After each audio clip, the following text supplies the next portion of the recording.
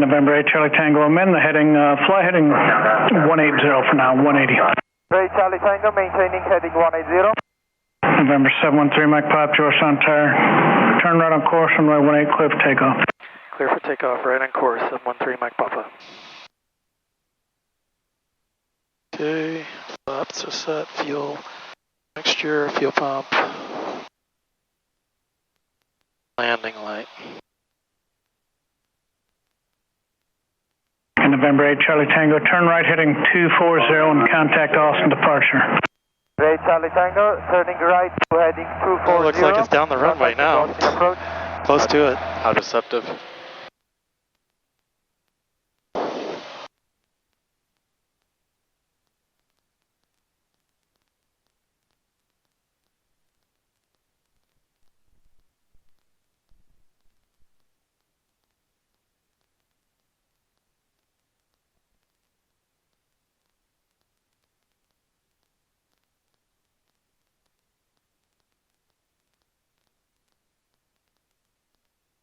Cirrus 3 Mike Pop, ahead to your right, that Cherokee's on a southwestbound heading 240 heading. He looks like he's going to shoot an approach into zigzag. Looking for traffic. Looking for traffic, 713 Mike Papa. Actually, it's that guy. Traffic in sight, 713 Mike Papa. November 3 Mike Pop, roger, maintain visual separation from that Cherokee and turn right on course. Right on course, maintaining separation, 713 Mike Papa.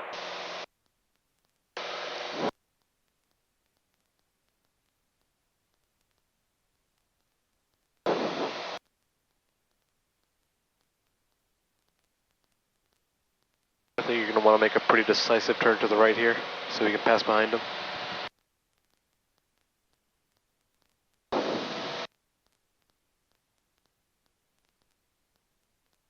I lost visual.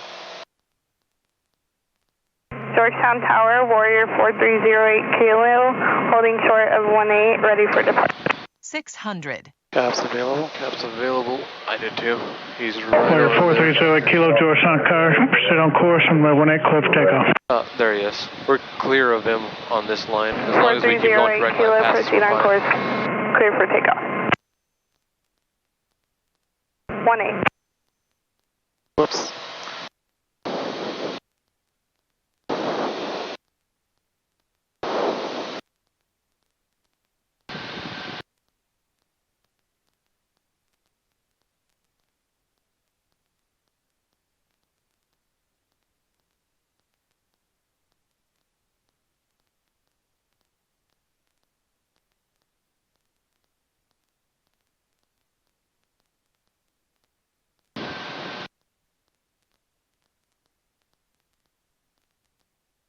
Alright, great, we made it out. Boggles. Yes, please.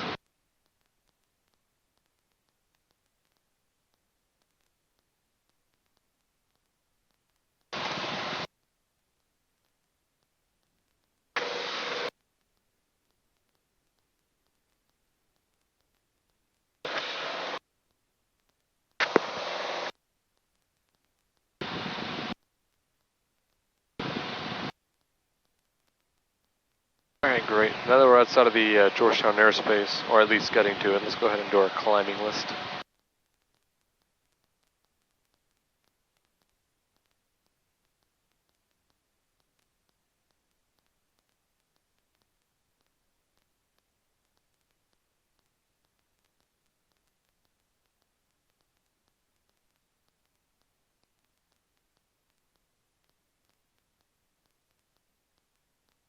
Georgetown Tower, November.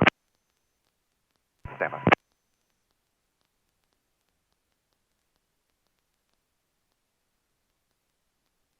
Alright, we got 33 miles to go to Lampasas, which is relatively short, all things considered. Let's try to get the weather early at Lampasas, and if we can, we'll just resort to getting the Gray Airport. In November 3526 Fox, Georgetown Tower, would you rather have a left or right downwind departure northbound? Left, please. The Cherokee off the upwind off the departure end will be a eastbound turnout. You can proceed on course. Runway 18, clear for takeoff. 26 Foxtrot, good day.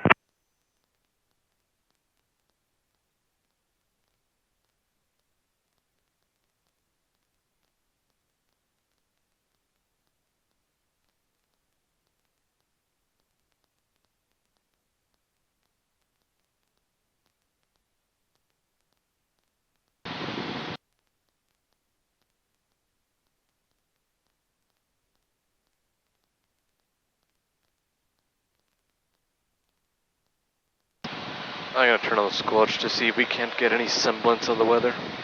Oh, let me go ahead.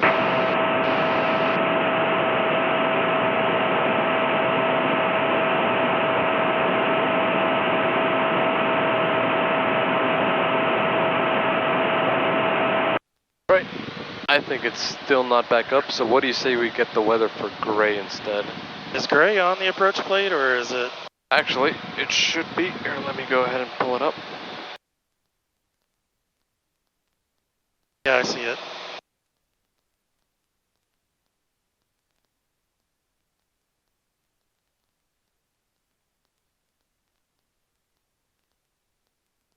Now, what frequency did you find? 120. Ah, that's gray approach. Oh, It's not going to show you the gray weather. Oh, yeah. So we are going to have to consult with the map and try to get gray's weather instead. Okay, 124.9.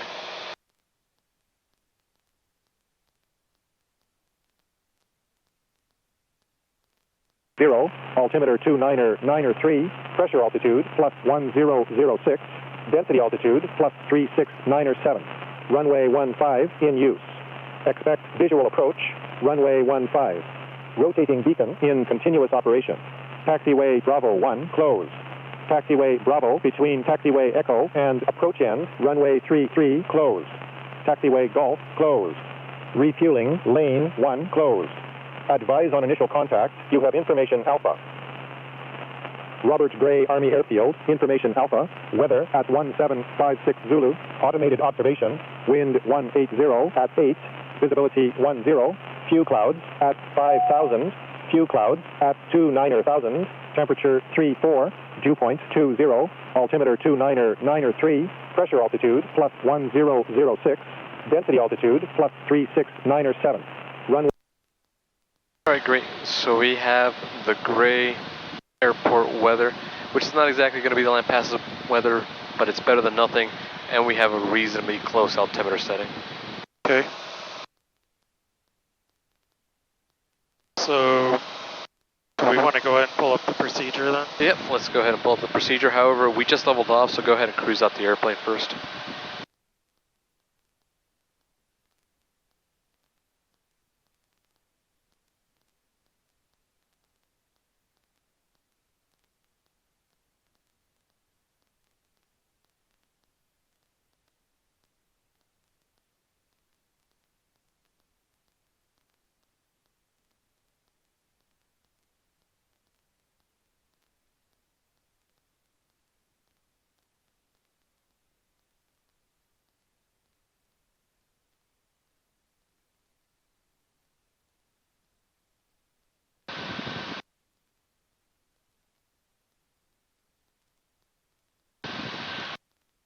Alright, and now we can load up the procedure.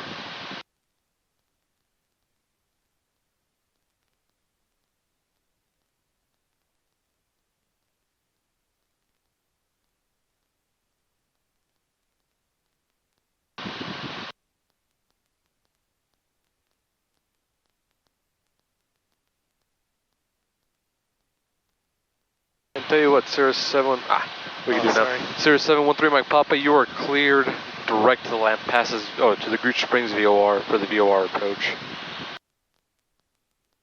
So now that I've cleared you direct to the VOR, you can go to your procedure and activate the approach. And you'll notice it started going direct to the VOR to start the approach at the initial approach. Okay. Clear direct Gooch Springs VOR 713 Mike Papa. Alright, excellent. And on the way there, we still got, what is it, like 24 miles out, so we can take our time and do a nice briefing. Okay. When we get to, We'll start off so naming the approach, naming the effective date, make sure you have the right plate up, that stuff, and then we'll worry about frequencies, and then we'll worry about how to fly the approach.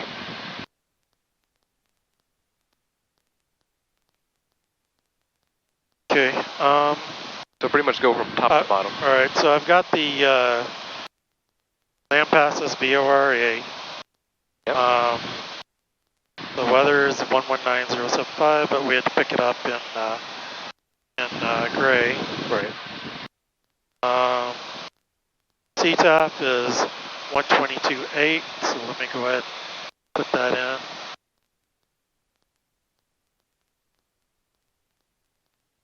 in. You can flip to it since we're not planning on using the rate today. Okay. Right, continue. Okay, we're flying direct. McGregor traffic, Golden Eagle 10 hotels on an 8-mile final straight in 17, McGregor full stop. Flying direct to Gooch Springs VOR. Yeah. We're going to turn right, heading of...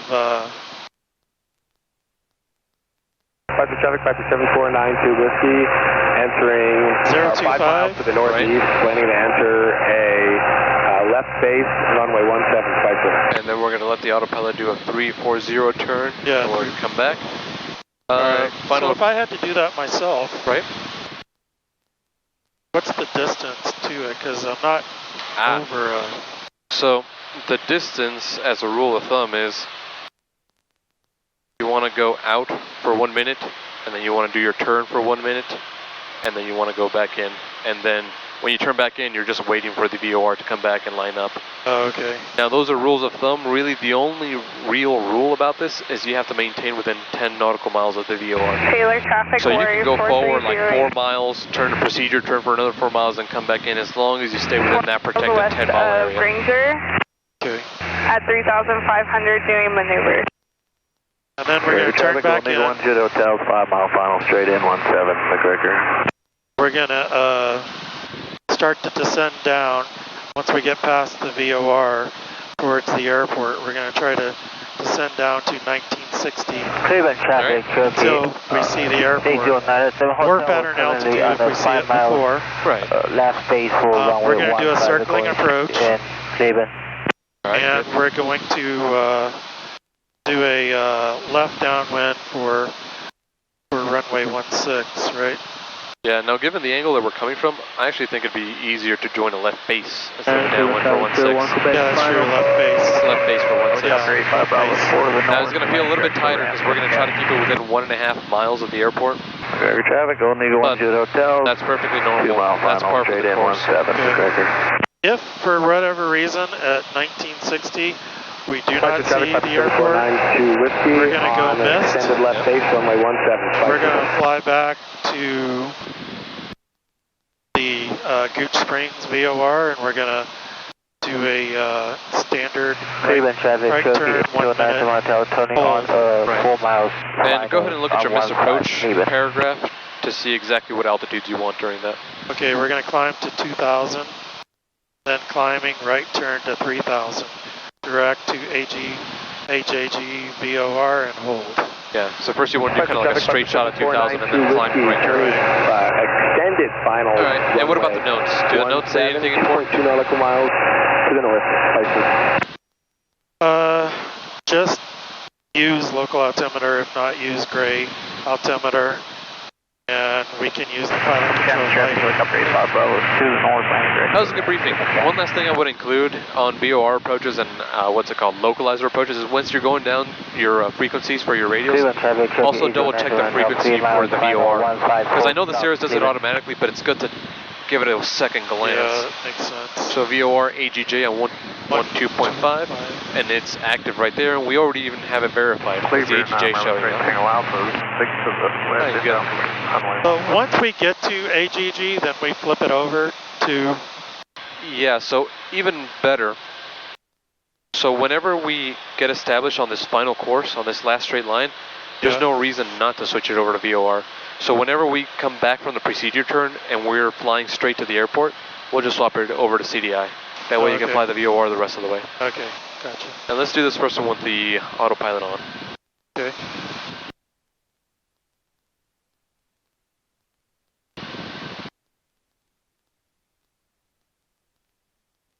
So should descend down to 3,000 by AG? Keep going forward. I'll be playing the part of air traffic control today.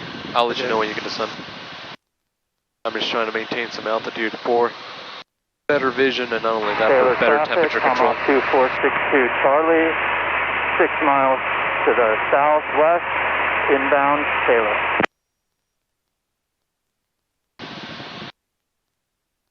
Traffic, 10.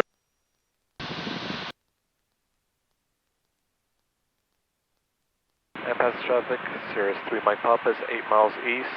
We'll be doing a VOR Alpha approach to runway 16, land passes.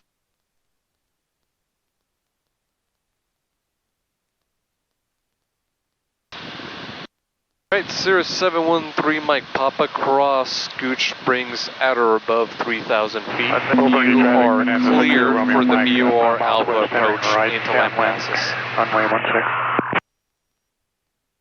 Across Gooch Springs at or above 3,000.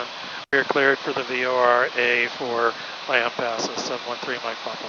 Very good. And now you can start your descent as low as 3,000.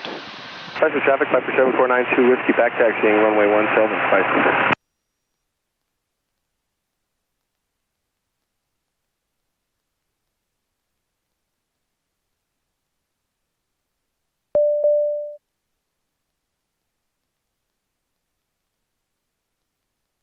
APF, PDF, ADC. Right, so that happens frequently. It's a software issue.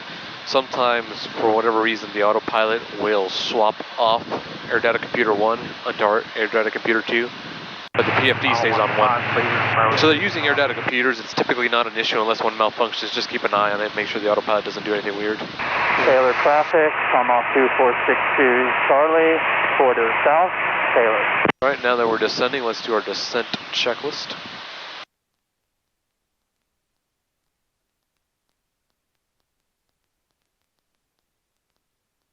Overdy traffic, Banana 60 Romeo Mike, turning 1 mile final, runway 16, Overdy. Set it on your standby as well, your altimeter setting. Ooh, Oh, God. that's nasty.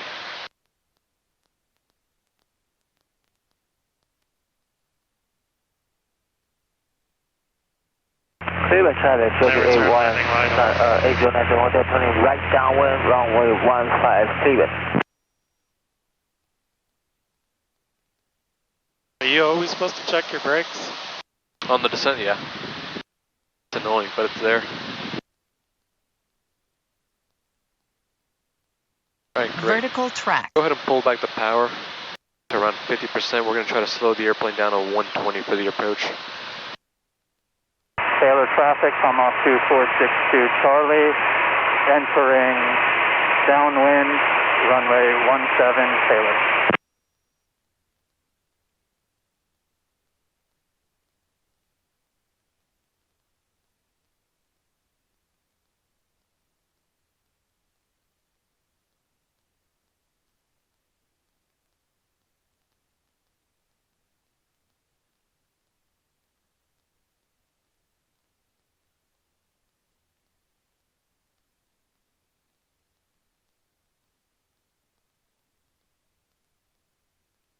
Cleveland traffic, check is 97 Hotel, turning space for runway 15, Cleveland traffic.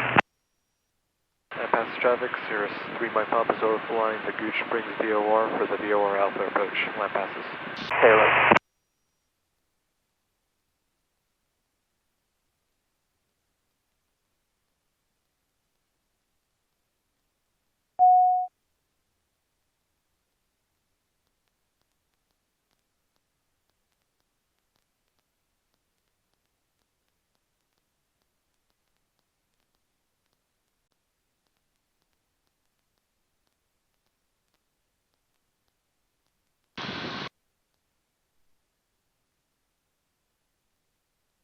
Very nice power management. Okay.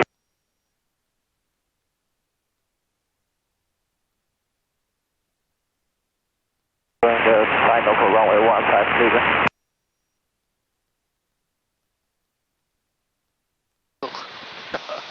Add a smidge more power, get it up to 120.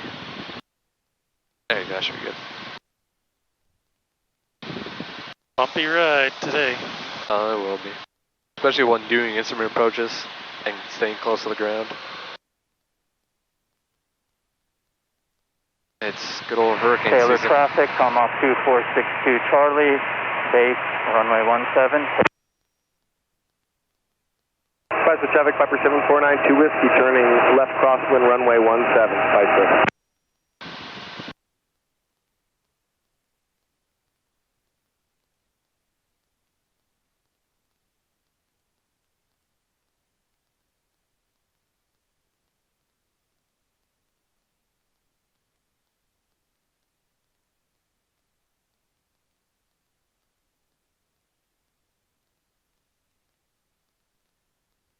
Vector traffic, Viper 7492 Whiskey, turning left downwind, runway 17, 5 foot. Taylor traffic, Tomahawk 2462 Charlie, final 17 Taylor.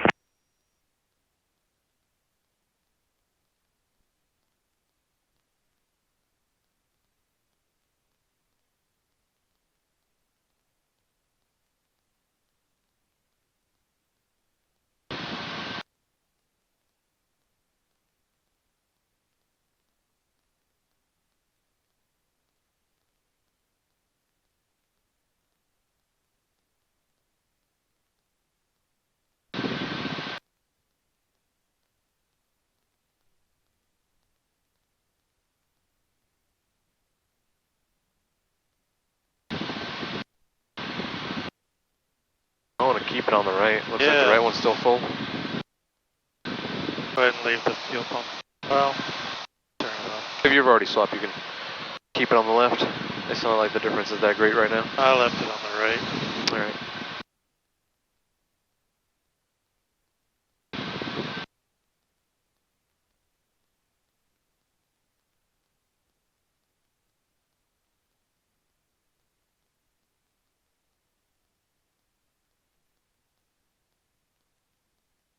Vector traffic, Viper 7492 Whiskey, turning left base, runway 17, 5 foot.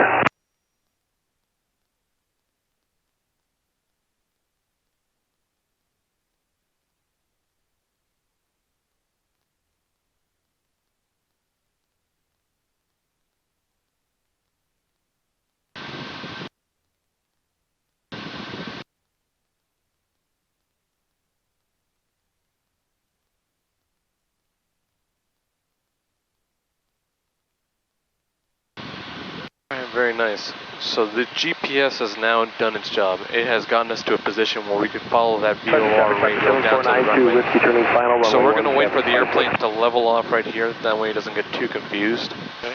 And we're going to swap from GPS to VOR mode using the CDI. Now you're going to notice we took away its navigation, so it's going to get a little confused. Let's push the approach button to remedy that. And now it's on VOR approach mode. Good. Okay. Let's do our before landing list now that we're on our final.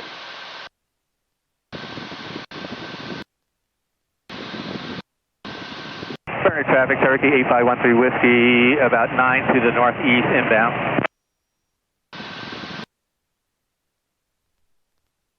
Lampasses traffic, Cirrus 3 by Papa 8 miles north, inbound for runway 16, Lampasses. Alright, so since we don't have a glide path on this approach, we're just going to wait on our distance to configure the airplane. So we're waiting for a 2-mile mark, and then once we get to the 2-mile mark, we're going to pull the power to 50%, and we're going to introduce our first 50 degrees of flaps. That's 2 miles from the airport? 2 miles from your final approach fix, which in this case happens to be the Goose Springs FAF final approach fix. There we are, we're 2 miles from the final approach fix. Pull your power back to 50%. We're going to overfly the field for a teardrop entry to 14. And introduce your flaps. Great, and as you can see... Autopilot off? Nope, keep the autopilot on. We're going to fly it all the way down to minimums. We'll do the next one by hand. So we're in this portion right now. We're about to clear the altitude down? You can. Yeah, let's catch it early. Our next altitude is going to be down to minimum since this is our final fix, and that's 1960, which you got going on there already. Okay. Great. So when do I start descending? Once you cross your final approach fix, we're still 0.8 miles from the final approach fix. Gotcha. Introduce a little bit more power, help it stay at 100.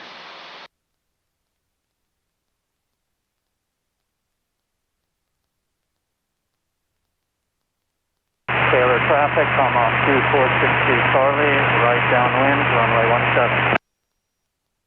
Taylor. Now you got 0.2, we got 0.1. Whiskey, 6 to the northeast, inbound for 19. We're entering a 45. Okay, great. We're crossing over the final approach fix. Establish yourself on a descent. Let's do it about 700 feet per minute. And let's pull back the power to 25%. That's going to help us get that descent started.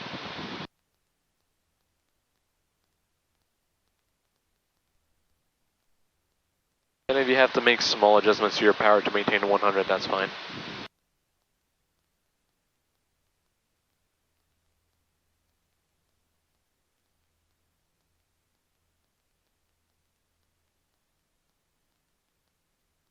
Taylor traffic, almost 2462 Charlie, turning base, runway 17. Taylor. Field for teardrop entry into 14, or quick scanner traffic.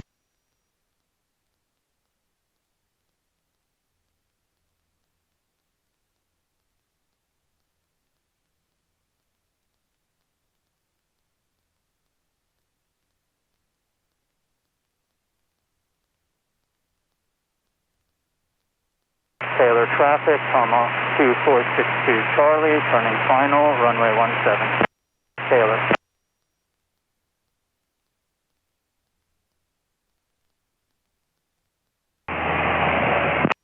Burner traffic, Cherokee 13 Whiskey 3 to the east of the airport. We're entering a left downwind for 19, touch and go, Burner. Okay, we're reaching our minimums. Now this is a non-precision approach, so we're going to get to our minimums and we're just going to hold it. And if we happen to reach our missed approach point, we go missed. And if we see the airport before that, we'll just go ahead and land. Okay. And guess what, Patrick? Take off your foggles. You can see the airport, but let's keep going forward. We want to circle when we're 1.5 from the airport. Okay. Should I turn the auto off? Archer 891 You can hold it on for a while longer, up until you get to 1.5. It's not until you have to circle where you really need to turn it off. Downwind for Introduce some more power, hold to 100. Alright, there's 1.5. Disconnect the autopilot. There's your runway over there. Let's join a base and then a final for 16. Left passes traffic, Cirrus 3 Mike Papa is joining left base 16. Left passes. Alright. Do you see your runway over there? Yep. Alright, great. It's going to have to be a fairly steep descent and it's going to be a little tight. So don't be afraid to put in your flaps early and pull back some power. Minimums. At this point, it's all just a visual landing. Okay.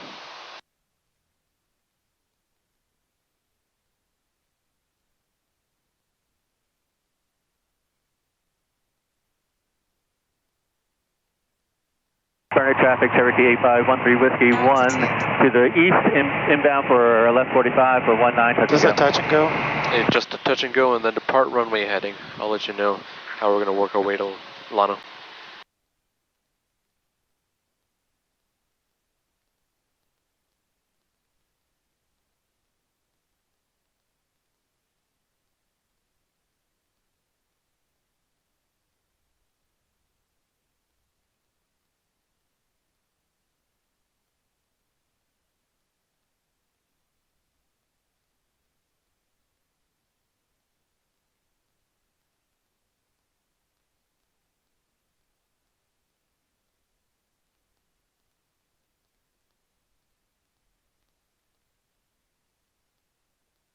Oh, floated it.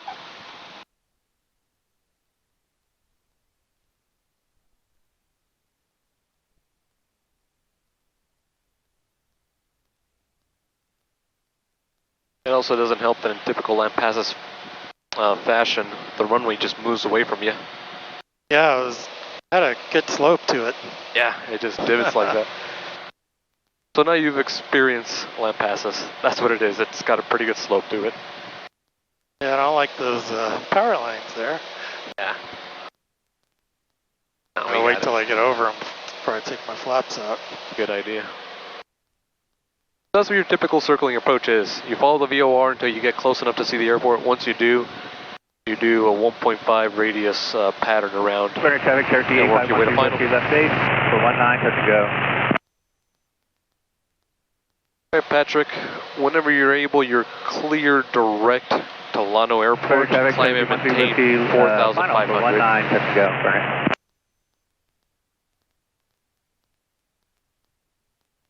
Clear direct to Lano, 4,500. Correct. 13 Mike Papa. Good.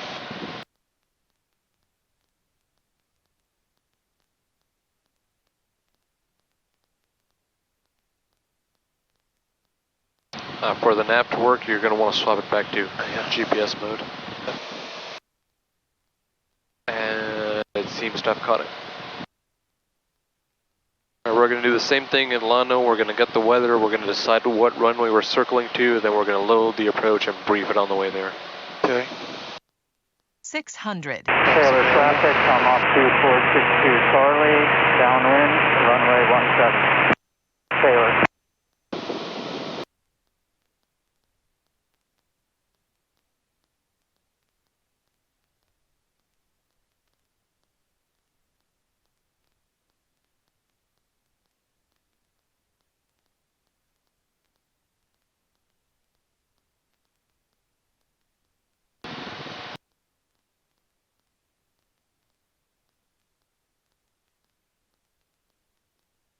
Oops.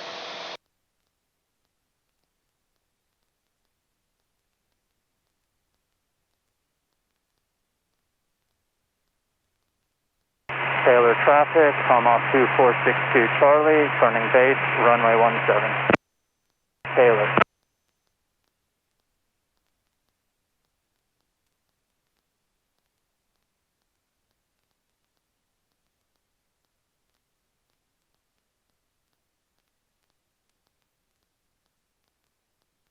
Okay. I don't think we can get it yet.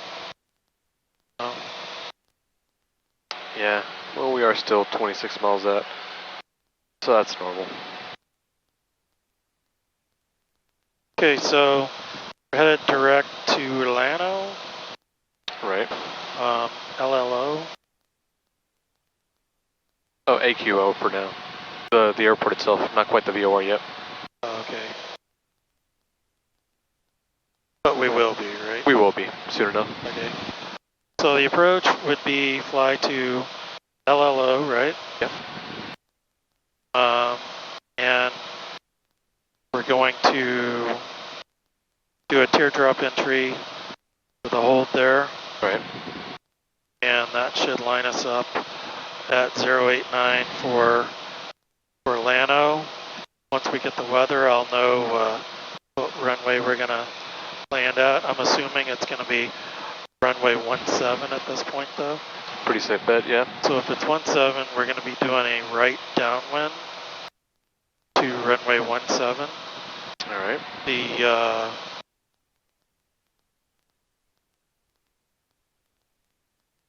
minimums are 1720, and at the VOR we should be at 3500.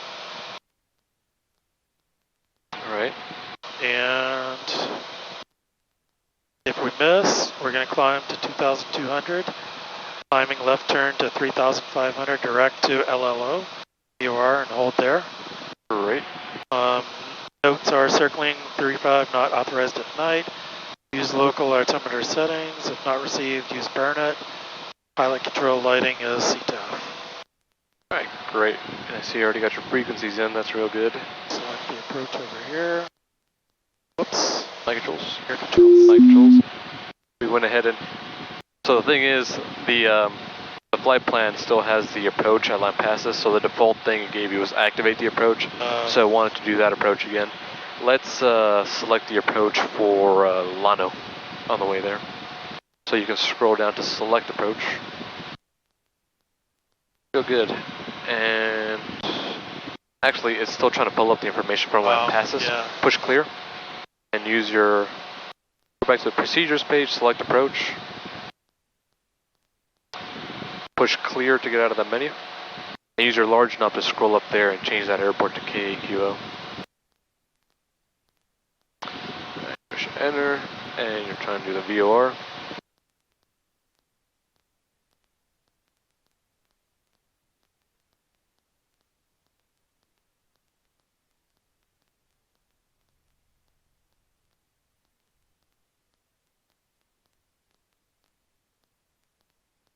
Activated or? Yeah, go ahead and activate it. Great. Now we have a track going to the Lano VOR. I'm going to hand you back the controls, your controls.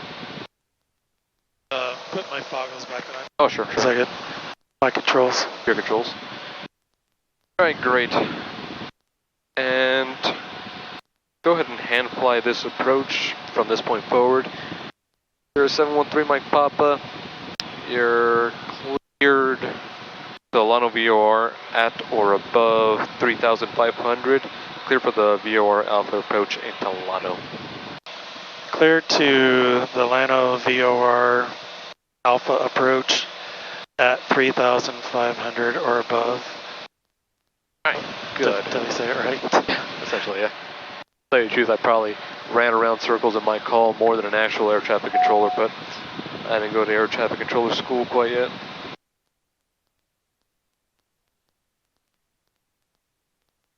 Alright, let's see how we do. Okay.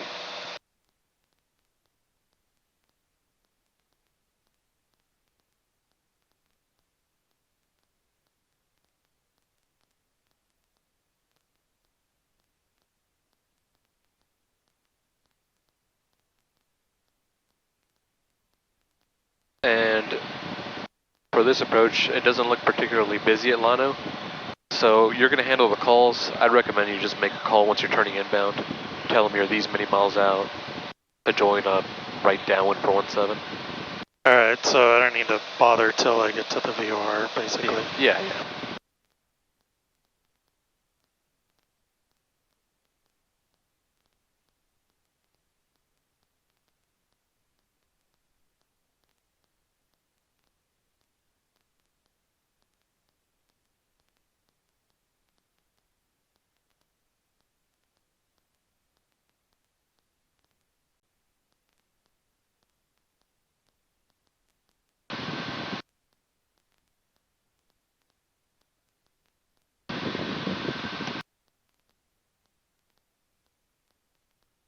Do you want me to do the checklist, or, It's a short leg. We're about to start descending anyway. We'll follow up with our descent checklist, but the cruise, you can skip it. What was I going to say? Right, I don't think the weather ever came in. Let's try to get the weather before we go. Oh, yeah. More than 10. Can you Sky take the condition control? Sure, my controls. at Your controls. 5,500. Scattered at 6,500. Temperature 36 Celsius. Dew point 19 Celsius. Altimeter 2,990. Inches of mercury. Remarks. Density altitude 4000. 5, right-hand traffic for 17, right-hand traffic for 31 grass, be advised, Unicom CTAP frequency is now 123.05.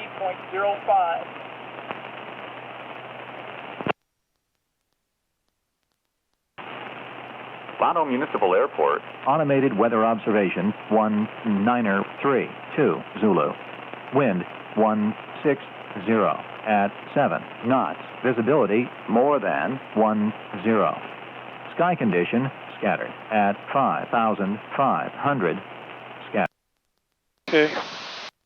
My controls. Your controls.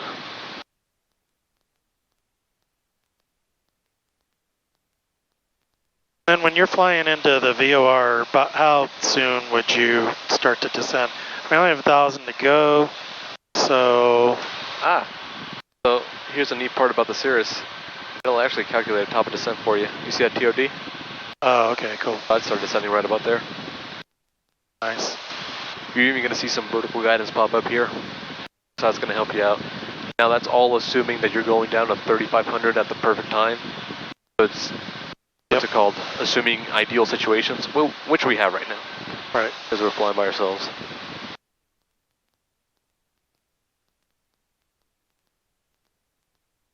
Get a sip of water, my mouth's getting dry.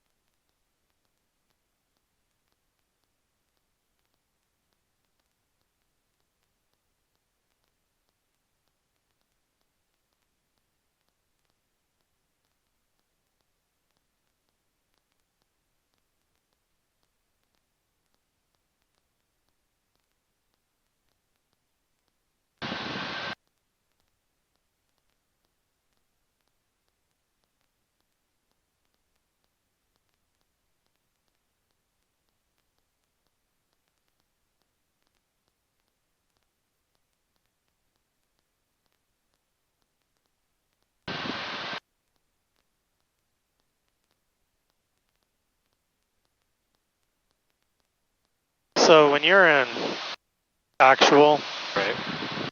is it bumpier than this? To tell you the truth, not really. No. No, it doesn't get much bumpier than this unless you're flying near storms.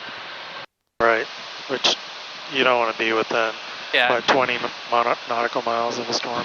Yeah, I think it kind of evens out because right now we're getting a lot of this bumpiness from the ground, the hilly terrain, because we're still down low. Whenever you're flying in actual clouds, you're typically like at 7,000, 8,000 feet, so you're far away from the updrafts.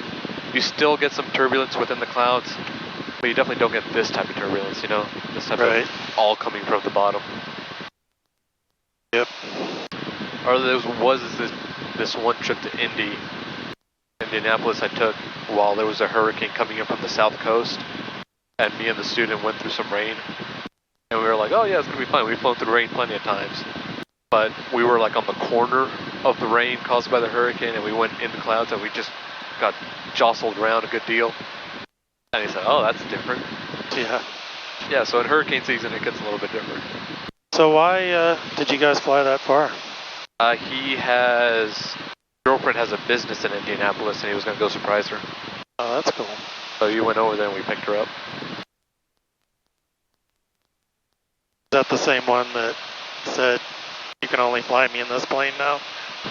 No, him and his wife, we went to Marfa instead, because that's apparently her favorite city for some reason. She likes like the Marfa Lights Festival and all that, and it was happening like a couple weeks ago.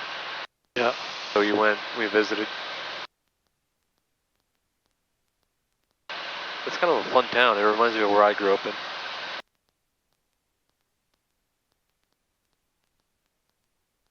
Marfa, you said? Yeah, Marfa, Texas. You know, the Marfa Lights Festival where they supposedly have all the aliens. I don't know that I've heard of it or been there. Where is that?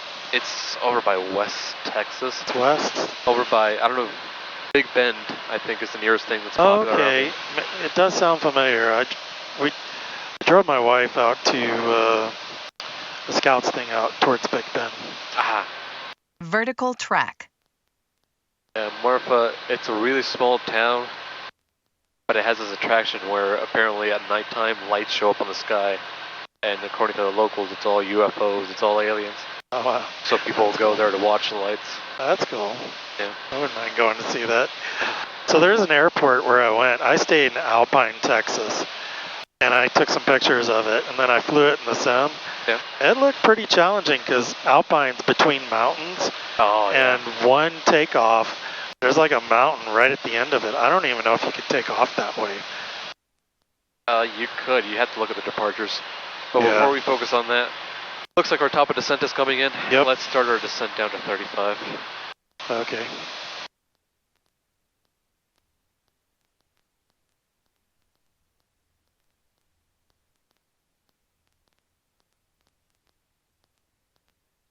Whoops.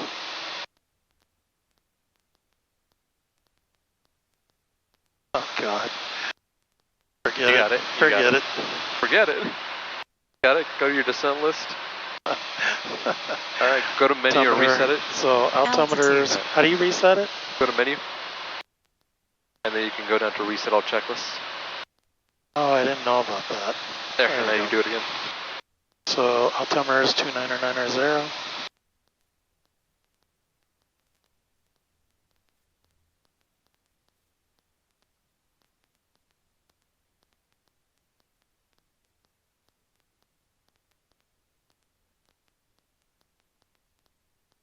Alright, great. And then when we're on final, we'll set up the before landing. Alright, get off course a little. Right, and since we're descending and going to our initial approach fix, that's right, pull it back until you get 120.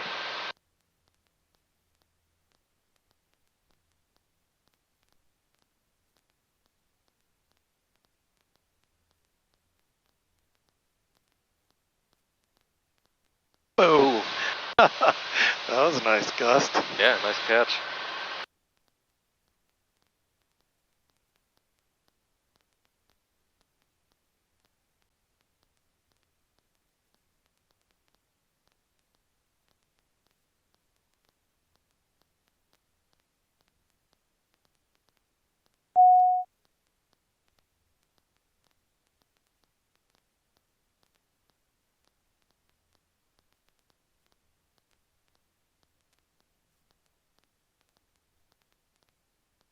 So can I make the call once I establish myself? Yeah, I'd wait until we're on final, that way. Yeah, because there's a lot going on, hand flying it. Exactly, yeah.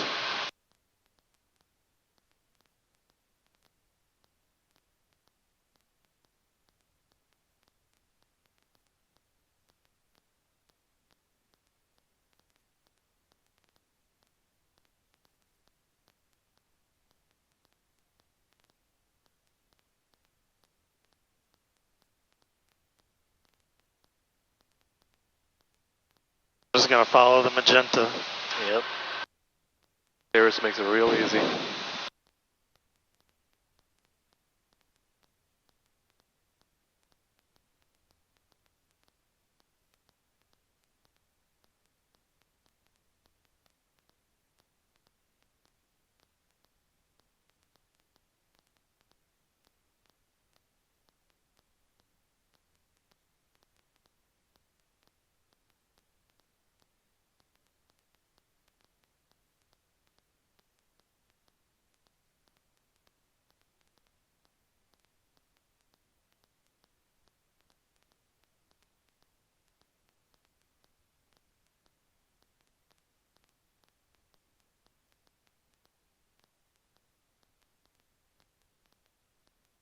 Alright, it's giving you a turn to 089 now, so we can turn around to complete our procedure turn.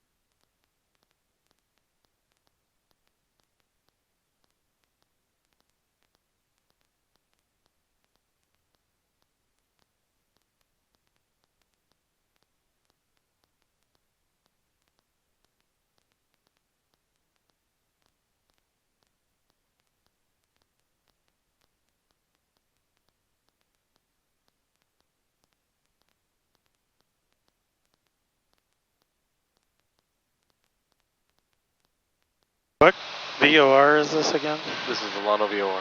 Lano VOR, okay. You're all handle the call, you worry about the approach. Okay. Lano traffic, Cirrus 3 Mike Papa, 7 miles west on the VOR Alpha approach, circle to 17 Lano.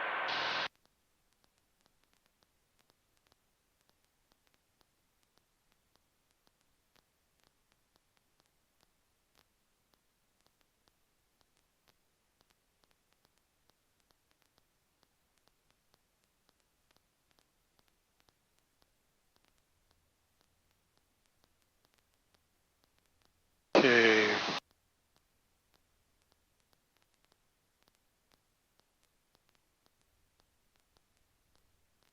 That was weird. Because I was right over it, I guess. Yeah, so it's once you're going to be over the cone of confusion, you want to rely on your MFD a lot to make sure you keep going straight. Okay. Oh.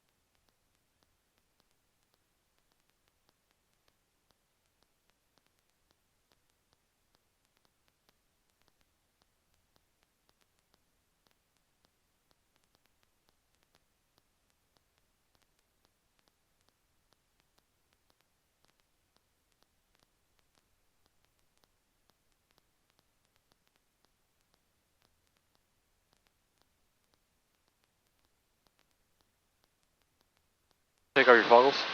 What's that? Take off the foggles. There's your runway. Oh, okay.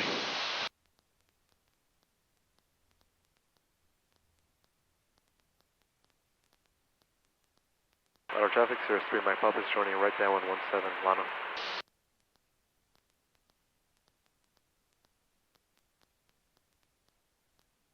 That's tight. It is.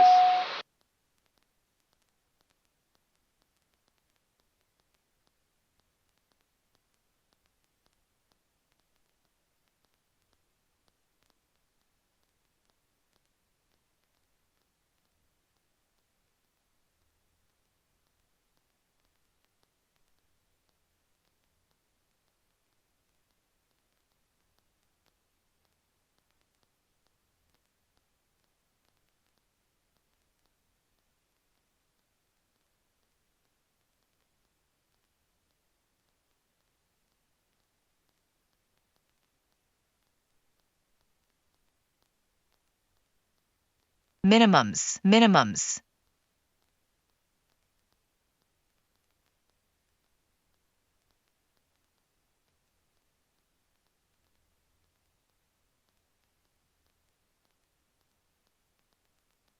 Auto traffic, Cirrus 3 Mike Papa is turning final 17, touch and go, Lana. Patrick, turn on your fuel pump and enrich in your mixture. Got behind the airplane on that one. Lana, this VOR approach doesn't give you a whole lot of room. That's alright, we'll focus on it on the way to Fredericksburg.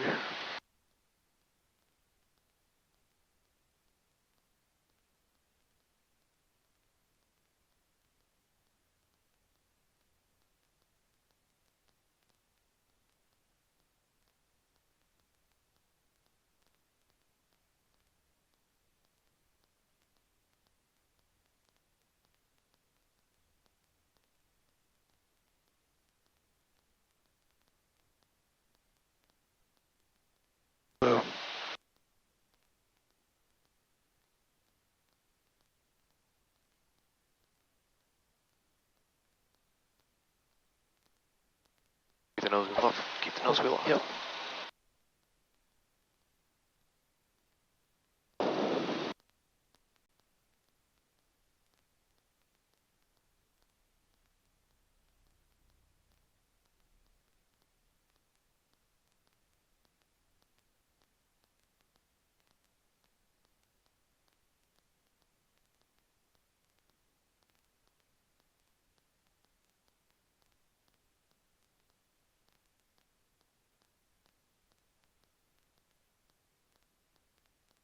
Alright. Cirrus 713 Mike Papa. Climb maintain 4,500 and when able, you can proceed direct for Fredericksburg, Gillespie County. Climb to 4,500 and proceed to Gillespie County when able. 713 Mike Papa. Alright.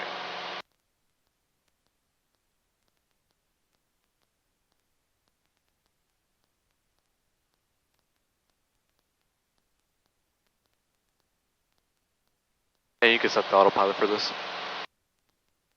Okay.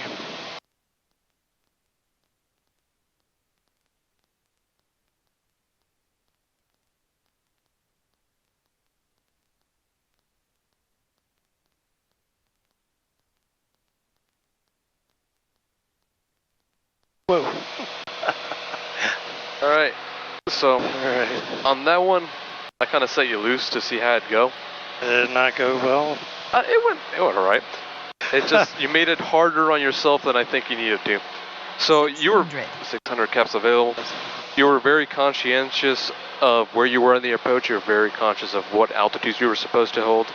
The one thing we didn't do is whenever you're doing the VOR approach, you want to 2 miles out, finish up with your final, with your before landing list, and you want to introduce your first set of flaps.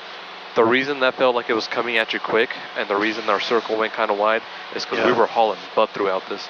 We were. So 2 miles before your final approach fix, power to 50, first set of flaps, and then keep 100 all the way down. That's going to help you make a tighter circle, and it's going to help things come at you a lot slower. Right. Yeah, I definitely felt behind the aircraft on that one. So technically not illegal, but it's just, like I said, it wasn't bad. It just was a lot harder than it needed to be. Right. Alright, pull back the mixture to the top of the green arc. Looks like it wants to run lean. Alright, this next one at Fredericksburg, we're going to do the same thing, VOR Alpha approach. We're going to circle to land. This time, remember that 2-mile configuration. That's all it is. Okay. If you fix that, it's perfect.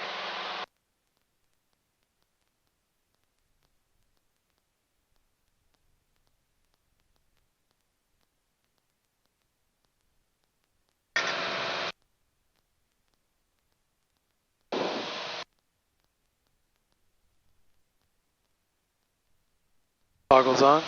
Yeah, go ahead and put your goggles on.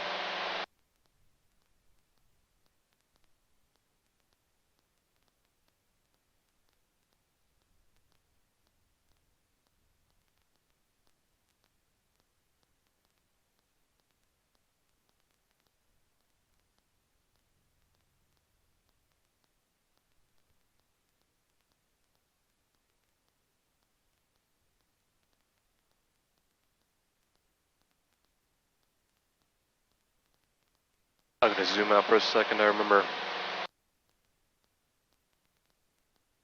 I have no rain around the area. Oops, sorry. That's right. I think Austin was saying rain by 4, but it's clear.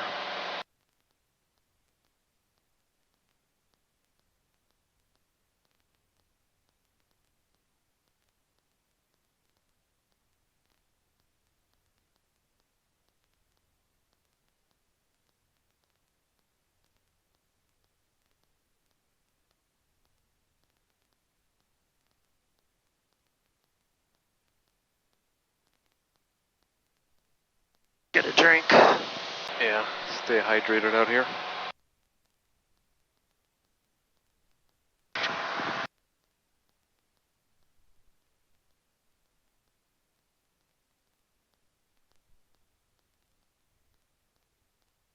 Making sure the battery's still on.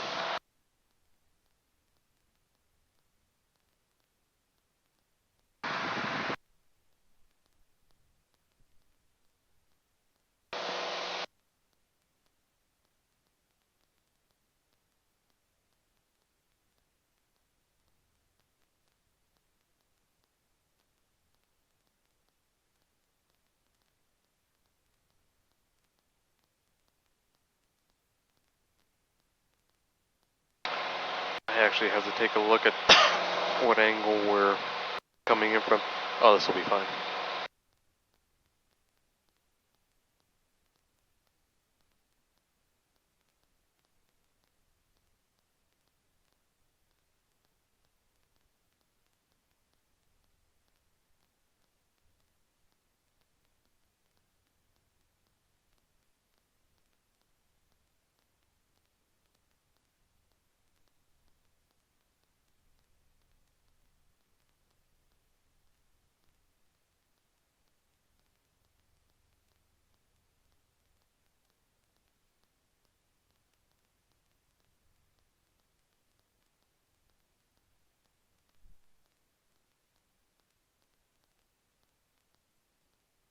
Okay, set everything up. This is 120.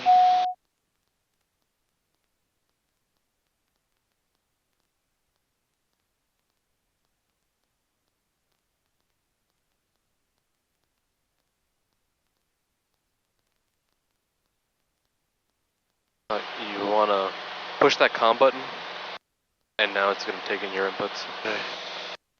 Yeah, it was weird. Yeah, the reason you have to do that is because if you're not on the home page, it doesn't default to the comms. Oh, so you have to okay. manually tell it, I want to put in a frequency. Final traffic, Archer 2052 Mike, about half mile final 17. Oh, wow.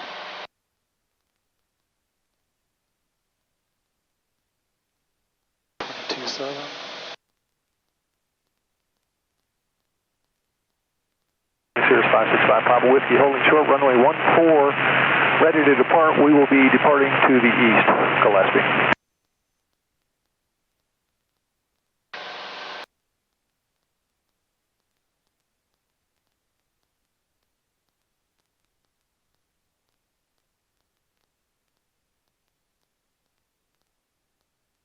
Gillespie County, Cirrus 565 Papa Whiskey on roll, runway 14, departing to the east, Gillespie.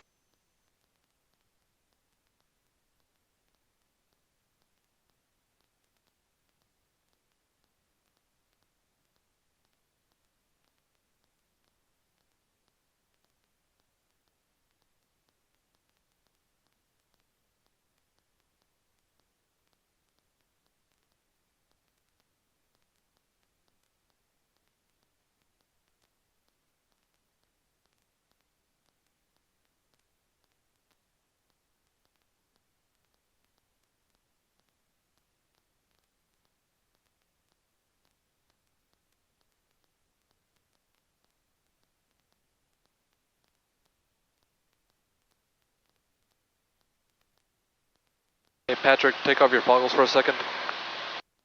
There we go. Keep flying straight to the airport and work on getting the weather. Look outside. I need to do a couple things here. I need to refresh my batteries on my headset. 3 Celsius, dew point 19er, altimeter 29er, 4 remarks. Density altitude 4,200. Airport information, it is right traffic for runway 14 and left traffic for runway 32. If calm, use runway 14.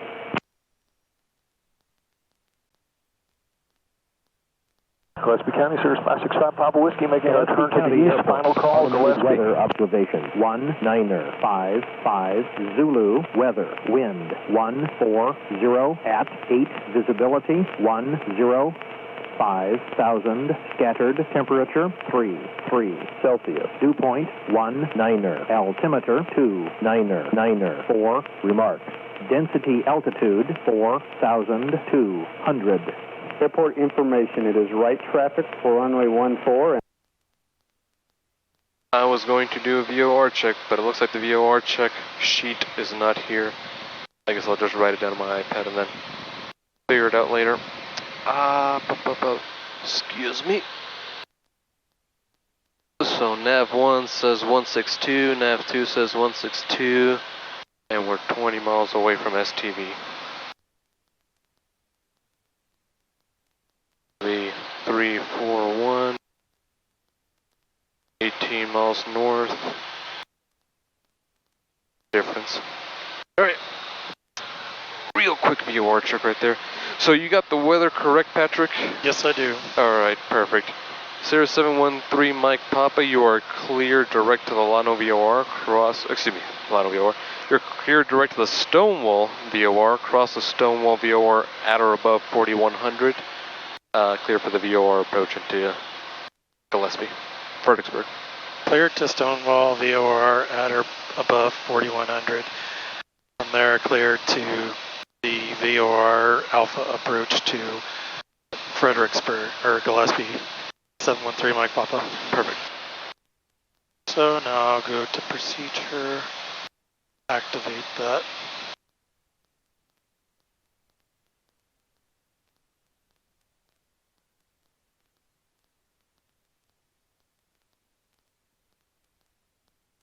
Okay, good. Patrick, put on your goggles once again. And start hand flying this approach as well.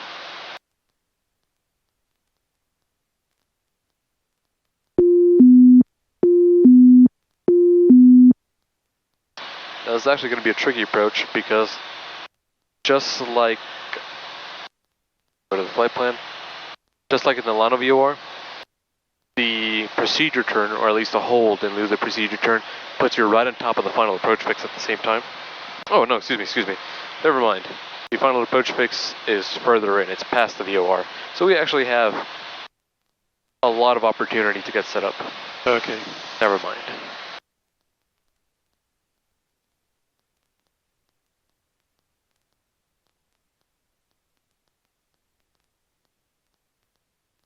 And just like in the last approach, I'll handle the calls. I just really want you to focus on the whole approach, making it look squeaky.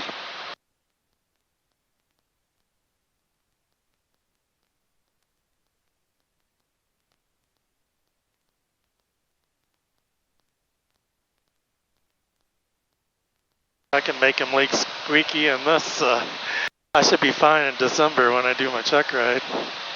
Oh, do you have a check ride date set up? Well, I'm kind of figuring it'll be around December. I think it will too. Open before you leave.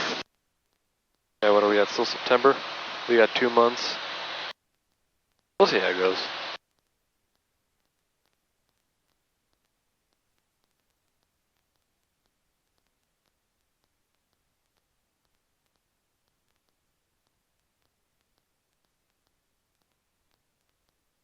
That's really 3 months, right?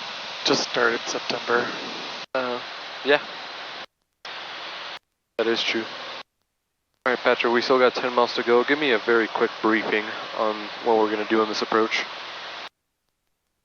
Can you take the controls for that, or try to do both. Try to do both. Try to hand fly and brief me. Alright. We've got the AWAS at 120.0. Already got the weather. The CTAF is 122.7. We're going to fly direct now to the Stonewall VOR at or above 4,100. We're going to do a teardrop entry into the VOR approach to Gillespie. And we're going to... Charlie 134 Kilo Alpha is currently 8.5 miles southeast of the field. Going to be inbound for runway 12. Step down to 3,500 for left our final fix, runway 12 full stop cover. I-Bave. And we're going to descend down to 2,440, which is our altitude. Missed approach. Oops. Which is our missed approach. 2,440 is our missed approach altitude. If we don't see the airport by then, we're going to go missed. To go missed,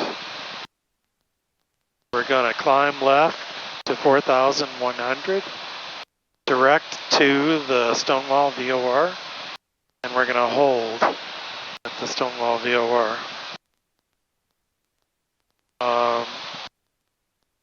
Need to use the local altimeter settings. If not, we use Kerrville. And we can use the pilot lighting by CTAF. Altitude. Okay, good. Did I miss anything? Nah, not really. But a couple of notes. I think you said we were going to do teardrop entry. This is going to be more of parallel. a parallel. Yep. Yeah, parallel, sorry. And also, just to make sure there's no misconceptions, you said something along the lines of once we reach minimums, if we don't see the runway, we're going to go missed. We don't see the airport at the minimums. At the, yeah, not only that. Otherwise, yeah, we're going to do a circle approach. I forgot to say that. Oh, yeah. But also, we're doing a non-precision approach, so you actually don't have to go missed until you hit that M on your approach plate. So it's not just the altitude. Oh, heck, it's not even the altitude. It's once you hit that distance, once you hit that M on your approach, that's when you go missed. That's kind of different from the ILS approaches and the GPS approaches we've done before, because those are, you hit your altitude and then you go missed. For the VOR approaches, since we don't have a glide slope, you hold that altitude, and then if you reach a certain point, wherever that M is, then you go missed.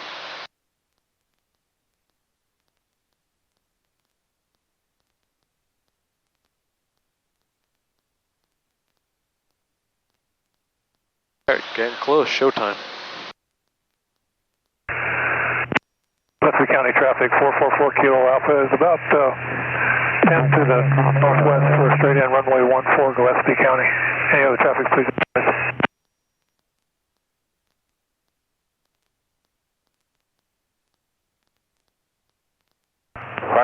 Gillespie traffic, 530 Juliet Mike on a 2-mile final for runway 14.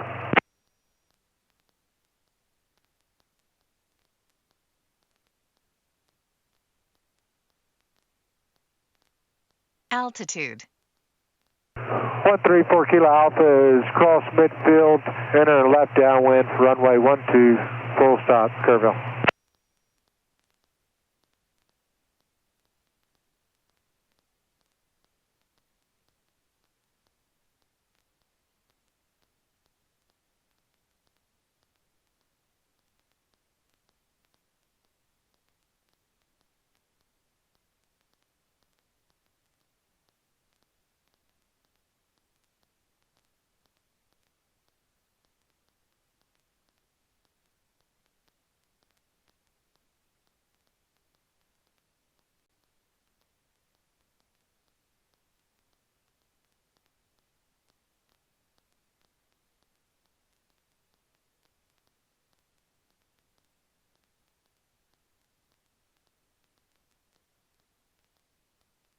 Gillespie County, White and Blue, Columbia's 2 mile final, 14, touch and go.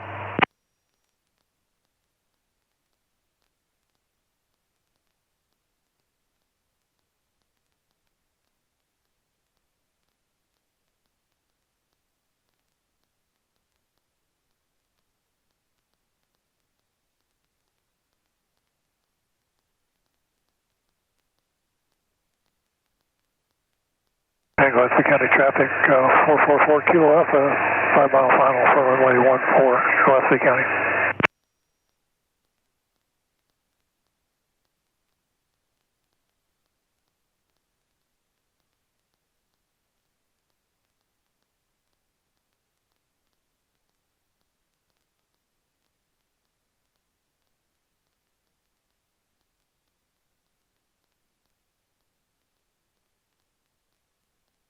Kerrville, Skyline 134 Kilo Alpha is turning base to final, runway 12, full stop, Kerrville.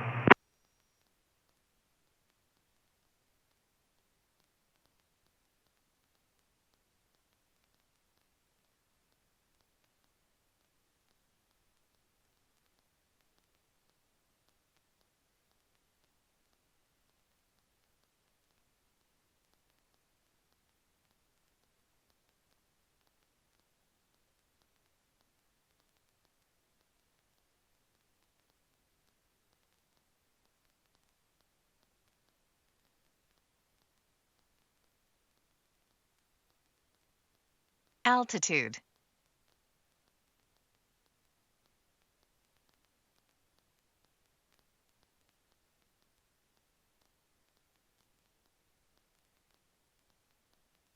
And 444 Kilo Alpha, 3 mile final for runway 14, Gillespie County.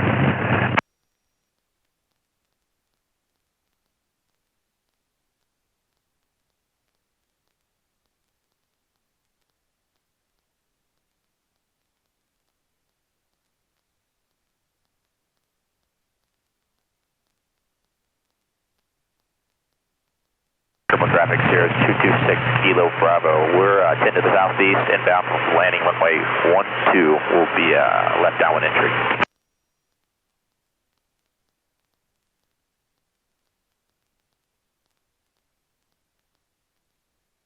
Vertical track.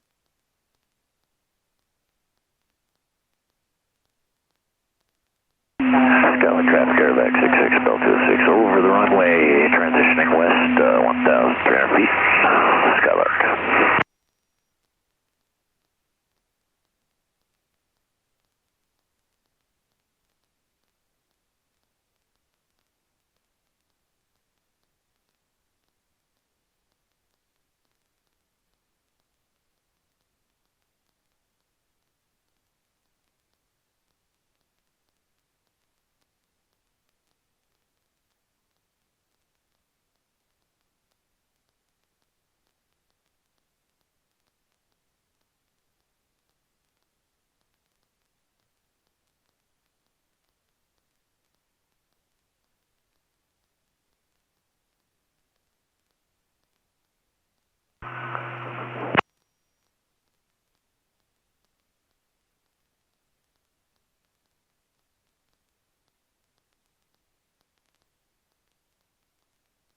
Gillespie County, Cirrus 3 Mike Papa is 10 miles southeast on a VOR Alpha approach, circling runway 14, Gillespie.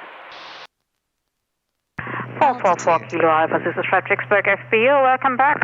Hey, thank you. I could use just a little bit of gas if it's all right. Oh yeah, please come to our ramp, we are wide and open for you. Kerrville traffic, Cirrus 226 Kilo Bravo, 4 to the south. We're going to overfly the field into our left downwind for 12 full stop, Kerrville. Gillespie area traffic, Skyline 41 Whiskey is coming in, runway 14 will be departing. 4 Kilo Alpha is off on runway 14 for parking.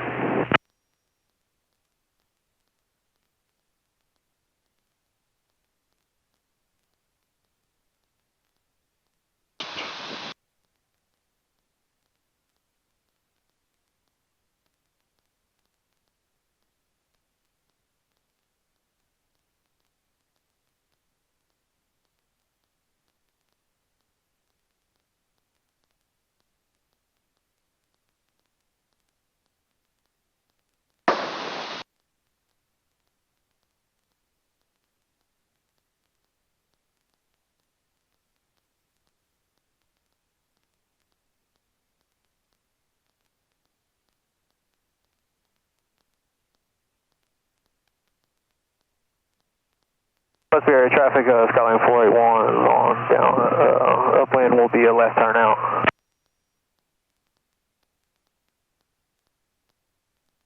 Careful traffic, Cirrus 226 Kilo Bravo, overflying the field at pattern altitude. Enter left downwind for 12, full stop. Careful.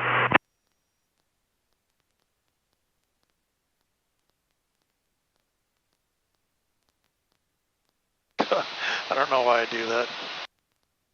Gillespie traffic, Cirrus 3 Mike Papa is 5 miles southeast. VOR Alpha approach, circling to land 14, Gillespie.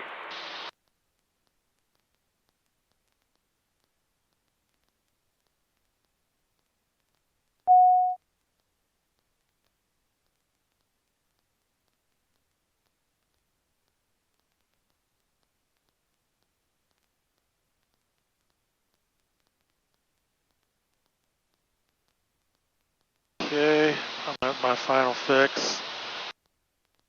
Pull the power back to 50. First notch of flaps. Gillespie County traffic, Skyline 481 Whiskey on the left turn out. You said 2 miles before northeast. final fix though, right? You caught it. That's fine. Keep going. Keep going. Roll with it. Careful traffic, Cirrus 226 Kilo Bravos, left base 12, full stop. Careful.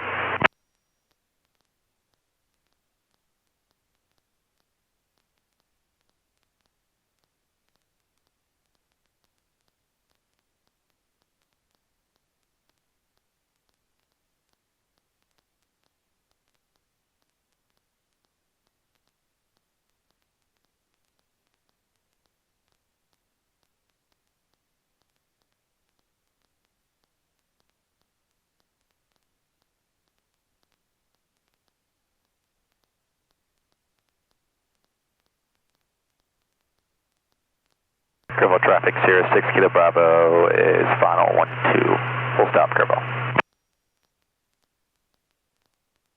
Take off your goggles. As the airport, let's join a left downwind. Gillespie traffic, Cirrus 3 Mike Papa is joining left downwind 14, Gillespie.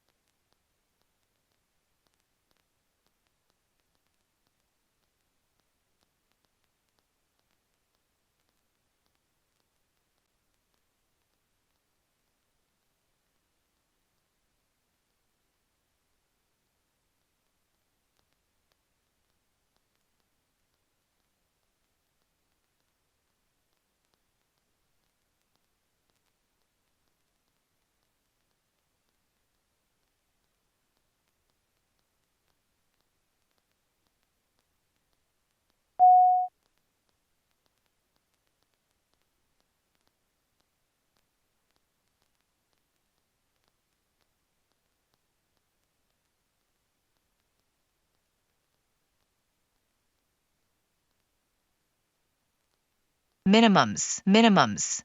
Never come in at this direction before.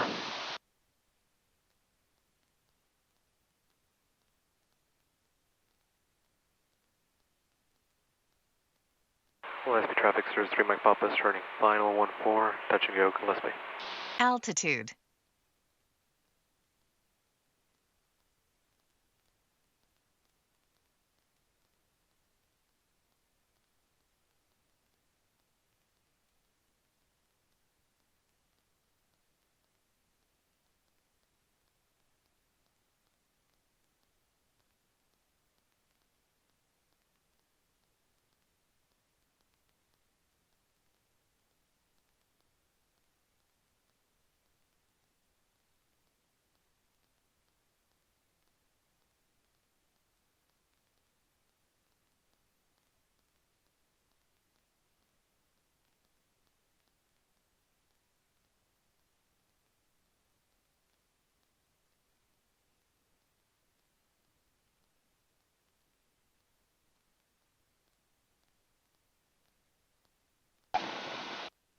Nice landing.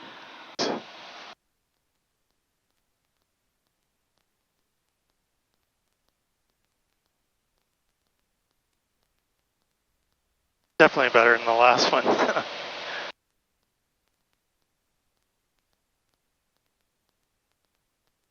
The wind was really good here. Yeah, it's a lot calmer. Did I do okay? You did. I felt a little behind, but I... So you were correct that you want to pull back the power to 50 and do the flaps 2 miles from the final approach fix. That way when you're at the final approach fix, you're already slow, you're already ready to start descending, and then once you cross final approach fix, all you have to do is pull the power back to 25. I actually want to try that one again, so I'm going to activate the approach. I'm going to switch this back to GPS. Alright, good. So continue your climb, bring up your flaps, and then when we got the room and distance, you can go back to the the Stonewall VOR. We're going to try it one more time. This one, 2 miles from iBave, flaps 50, power 50. Crossing iBave, power to 25%. Alright, foggles on now, or? Yeah, mic controls. Your controls. Mic controls, put on your foggles. Okay, they're on. Alright, your controls.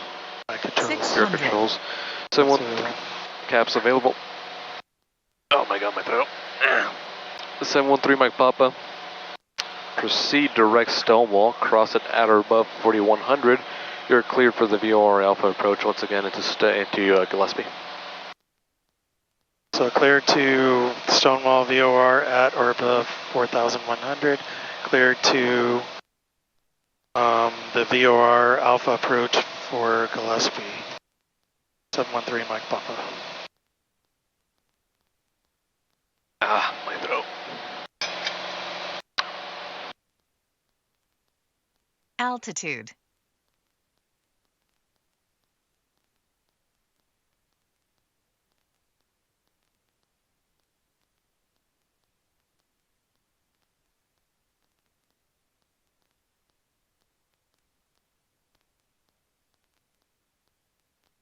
Also for the checklist, there were also a little bit kind of offset.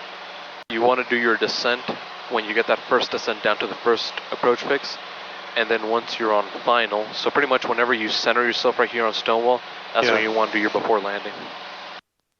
Okay. We'll run through it together here, and then back at Georgetown we'll do one last approach.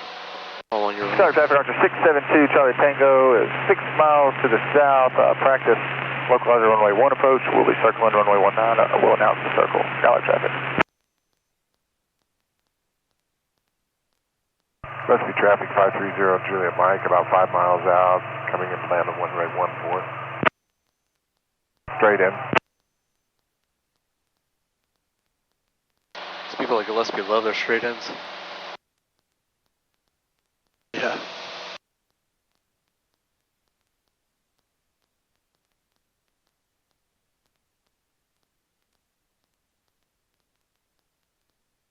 So there's an RNAV that's straight in for 1-4? 1-4, yeah.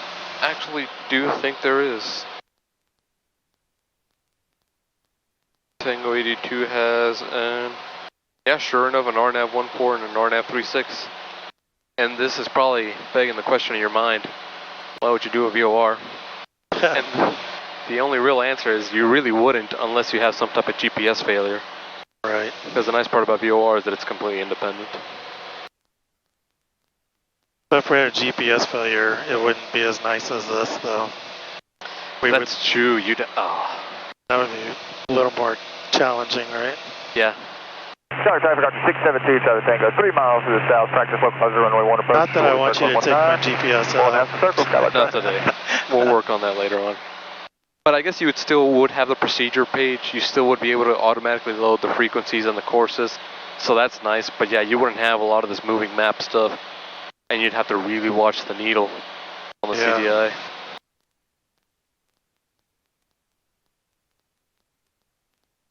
Can you imagine that there are some airplanes that you don't even have to have an equipment failure for that? They just naturally do VOR approaches like that.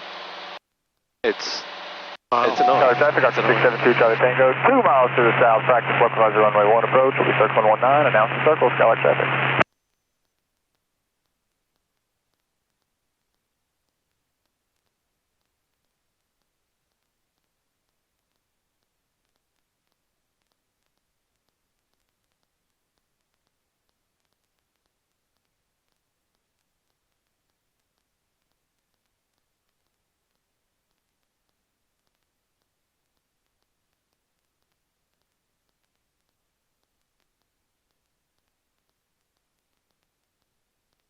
Alright, nice job. Going to the initial approach fix, let's do our descent checklist.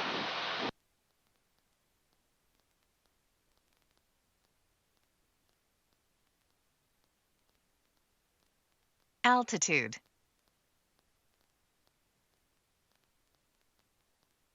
Tower traffic on 672 Charlie Tango is starting a circle for runway 19, Skyline traffic.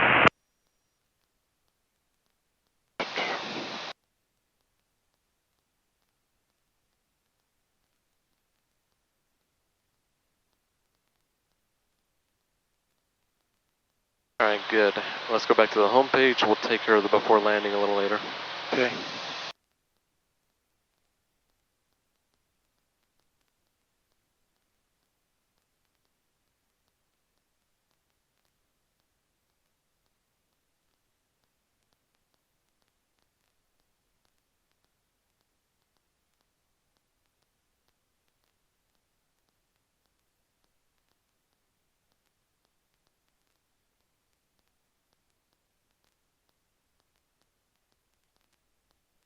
Alright, let's make that turn to the left, 063. For teardrop entry.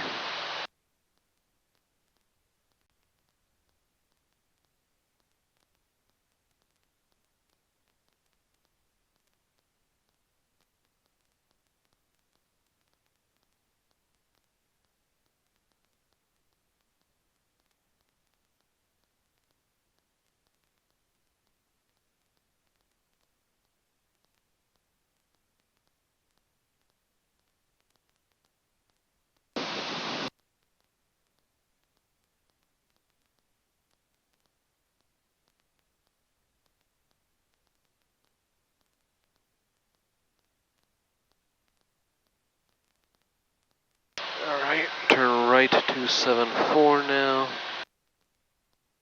Be real easy with the turn. There you are.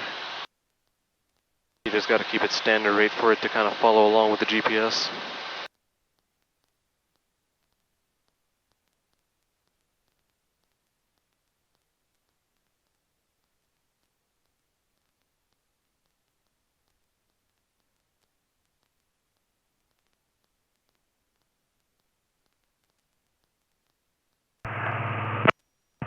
Gillespie traffic 530 Juliet Mike on final for runway 14. 2 miles out.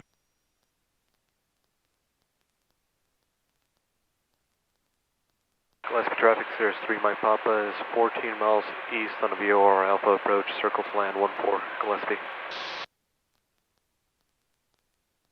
Gillespie 671 Papa Mike, we're 20 miles to the west inbound on the GPS runway 14 approach, full stop Gillespie.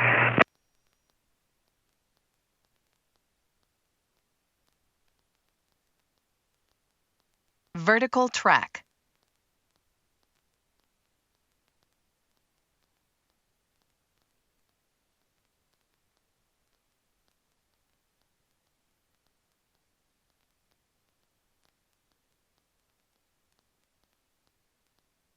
I'm fairly certain this guy's going to the airport, which puts a damper on things. Cirrus 713 Mike Papa, maintain 4,100 until advised. Maintain 4,100 till advised. Gillespie kind of traffic, helicopter 137 Mike Tango, 10 miles to the east, 1900 inbound for landing, Gillespie.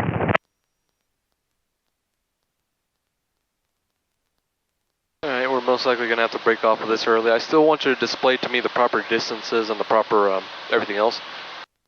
Okay. We're essentially going to do the whole thing, we're just not going to descend a whole lot. Alright, we're on final right here. Let's do our before landing checklist. Seatbelts, fuel pumps. Yeah, Kerbal traffic, Cherokee 235 Tango Mike is turning onto the 45 for left downwind 12 Kerbal. And hold 4100 for now, just so we don't get in the way of the helicopter. And we also have our final course here, so let's swap it over to VOR mode.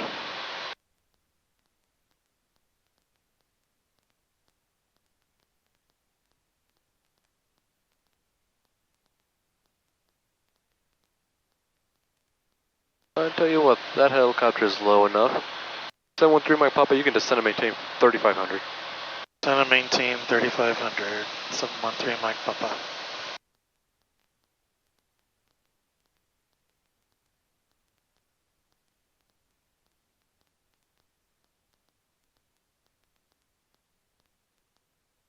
Altitude.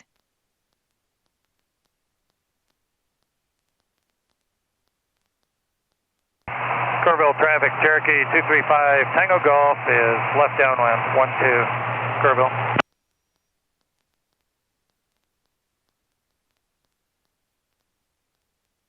I'm getting close to 2 miles out. My power's back because I'm descending. Level off at 35, Oh, yeah, level off 35. And then I'm going to add in the notch of flaps. Alright, so 2 miles out, 50% power, nice. 50% flaps. 50% flaps. And hold 3,500 until your final approach fix. There you go, that's where you want it.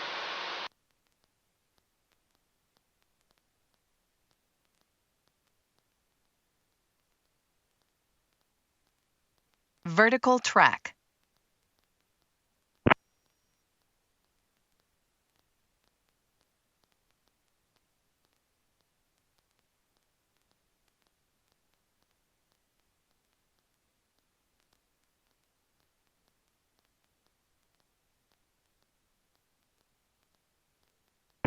Biloxi County traffic, helicopter 137 Mike Tango 5 miles east, inbound for landing, Biloxi County.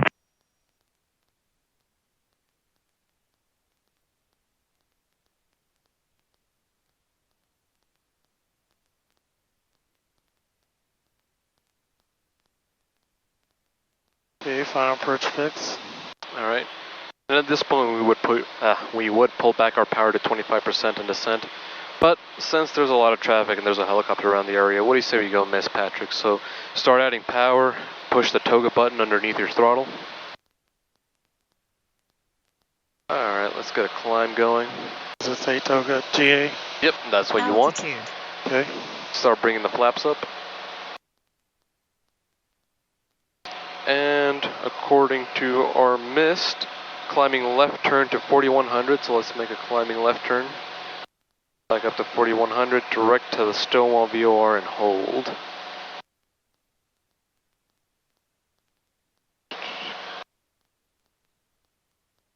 Biloxi traffic, Cirrus 3 Mike Papa is 3 miles to the east at 4,000. We'll be breaking off the VOR approach and departing the area to the east. Final call, Gillespie.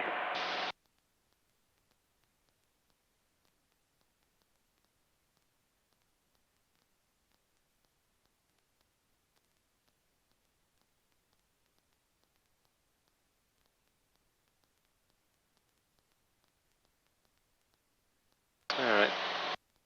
That's kind of your basic flow of things. Going to the initial approach fix, do your descent checklist. Once you're on final, do the, what's it called? The before landing checklist. Switch it to VOR mode if you have to. Once you're 2 miles from the final approach fix, power 50, flaps 50, crossing the final approach fix, power 25%. Alright Patrick, let's go direct to Georgetown. We'll do one last approach there and hold your altitude at, actually, I don't think we're going to be able to get it to 55. Hold your altitude at 35 and get us direct Georgetown. Biloxi County traffic, helicopter 137 Mike Tango 2 miles to the east, entering left down 114, Biloxi.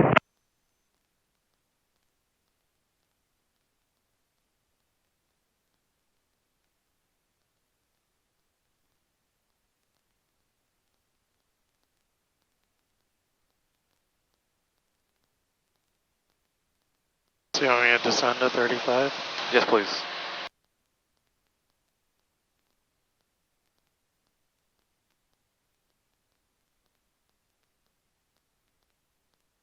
And you can set the autopilot now to take us back to Georgetown. Okay. Although, hold up, before you do all that, it's still on GA mode. Oh, actually, you already have it set up. My bad. Go ahead. Okay.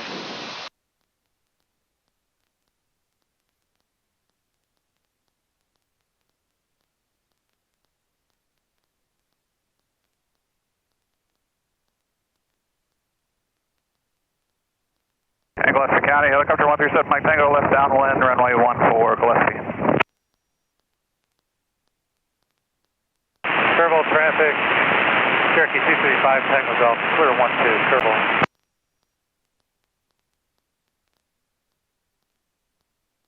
Do you want to do the RNAV or 1.8? Yeah. Yeah. If they're still using 1.8, yes. If Okay. not, then we'll do whatever RNAV they swap to.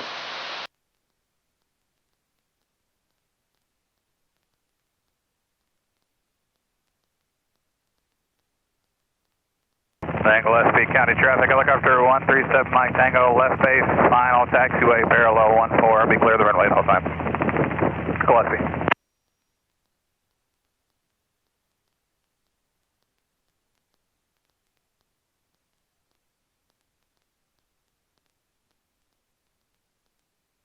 Safe to go ahead and switch over? Yeah.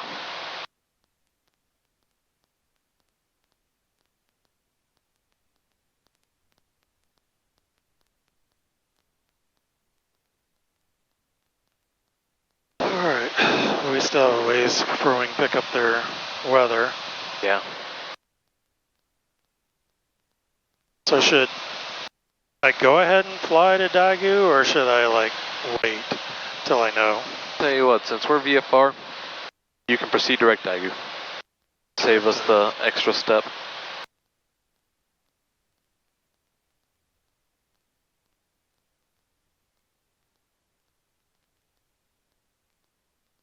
Oops.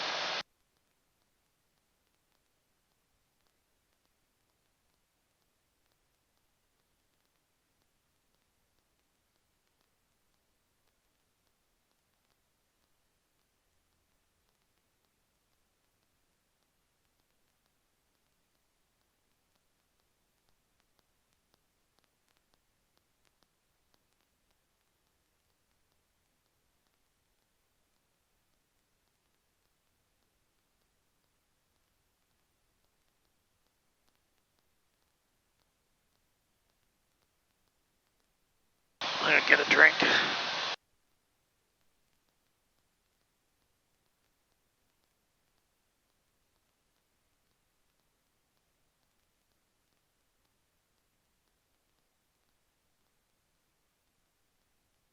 I'm liking the progress, Patrick. Today we Yeah. moved a lot further forward into you doing the approaches all by yourself. Thanks. Well, you're a good instructor, let me tell you. Nah. I just kind of sit here and tell people stuff. Take off the foggles for a second. Okay. What do you think, Patrick? I need a second opinion. Do you think we can reach 55 with these? No. No? I was afraid of that. Yeah, I think we'll be right on them, probably. Yeah. Which would be fun. Then we have to file, right? Yeah, we'd have to file them. I was thinking the clouds were going to be long gone before today. Or before this time. So when will we actually file? Like, when do we start doing that? I like doing it when we might actually file next time, because I like to gain some traction at the very beginning, just to get used to the approaches, and then start incorporating our traffic control. Okay. You're actually getting to that point where you're starting to do it by yourself, so we might actually file next time. Okay. Especially since I'm gonna want to. I'd like to brush up on the VOR just one last time, just to make sure we have it all down pat, you know, where we configure all that stuff. So we'll focus on that once again. We'll probably go to like College Station or Waco or something. Finish it up. Okay. Oh, also pull back your power to 75%. Let's get the mixture lean.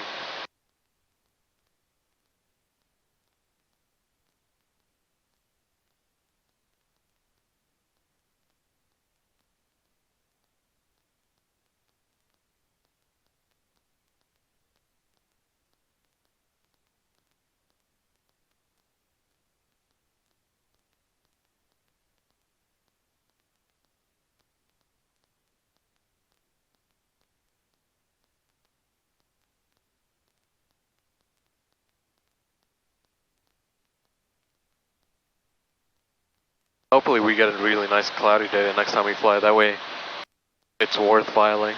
You know, we pop up and then we just don't see the ground until we come back. Yeah. And that way you don't have to wear those annoying things.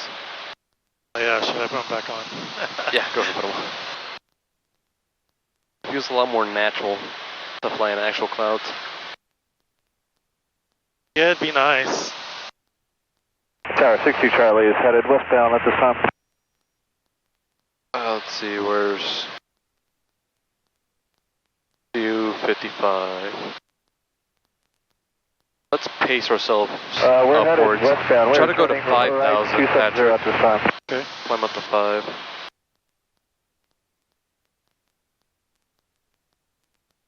Georgetown Tower, this is 3 Pop Alpha. This will be a full stop, sir. Runway 18 clear to land.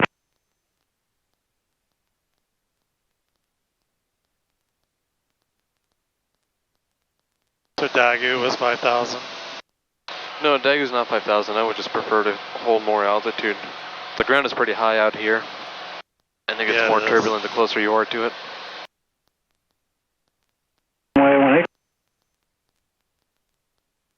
I had this instilled paranoia from my examiner, Rick Hill. He said, when you're flying a single engine, you never know when that thing's going to quit. Don't stay too close to the ground. You really don't want that. Yeah. So now every time I'm close to the ground on a single engine, I just have this uneasy feeling. I agree, because as low as we were, we would have to pull caps immediately. Yeah. At least when we go up, we have the option of a couple seconds to debug, right? Yeah. And we're going to have the option of these 2 private airports or Horseshoe Bay. Right.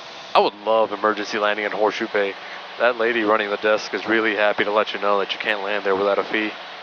And really, how you're supposed to call ahead. Yeah, because it's like close to some type of resort or something. But it'd be really nice to land there and just smack on her face. Hey lady, we just had an engine failure. November 3 Charlie Tango, no delay on the runway, runway 18 clear for takeoff, Cherokee 1 mile base to final turn.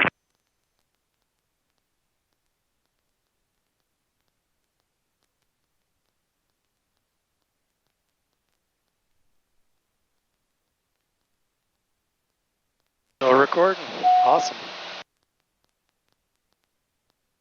Yeah, 5,000, we're good.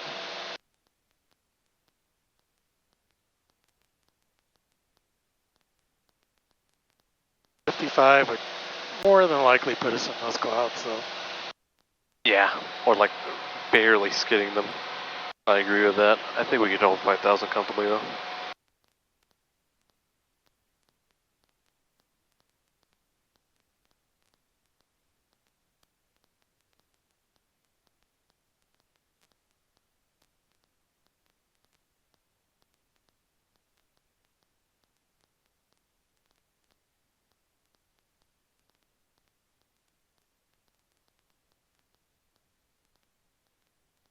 Do you happen to have the flight operations manual, the IFR?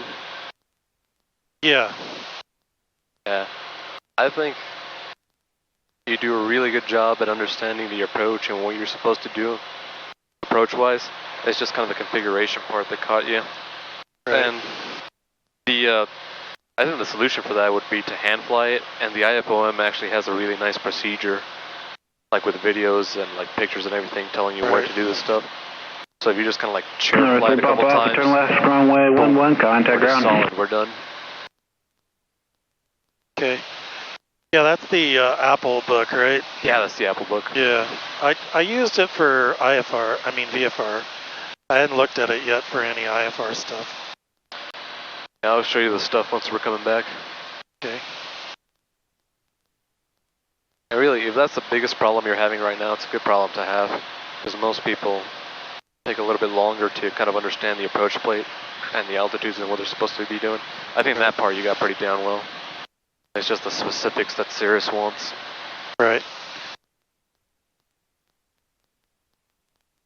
I need to crank through some more of those videos and finish that up too. The Cirrus training course. Oh, you got the advanced transition course? Yeah. That's good. Yeah, the same stuff that's on the flight operations manual, the videos are going to talk about it just the same. Okay. So you could do either or.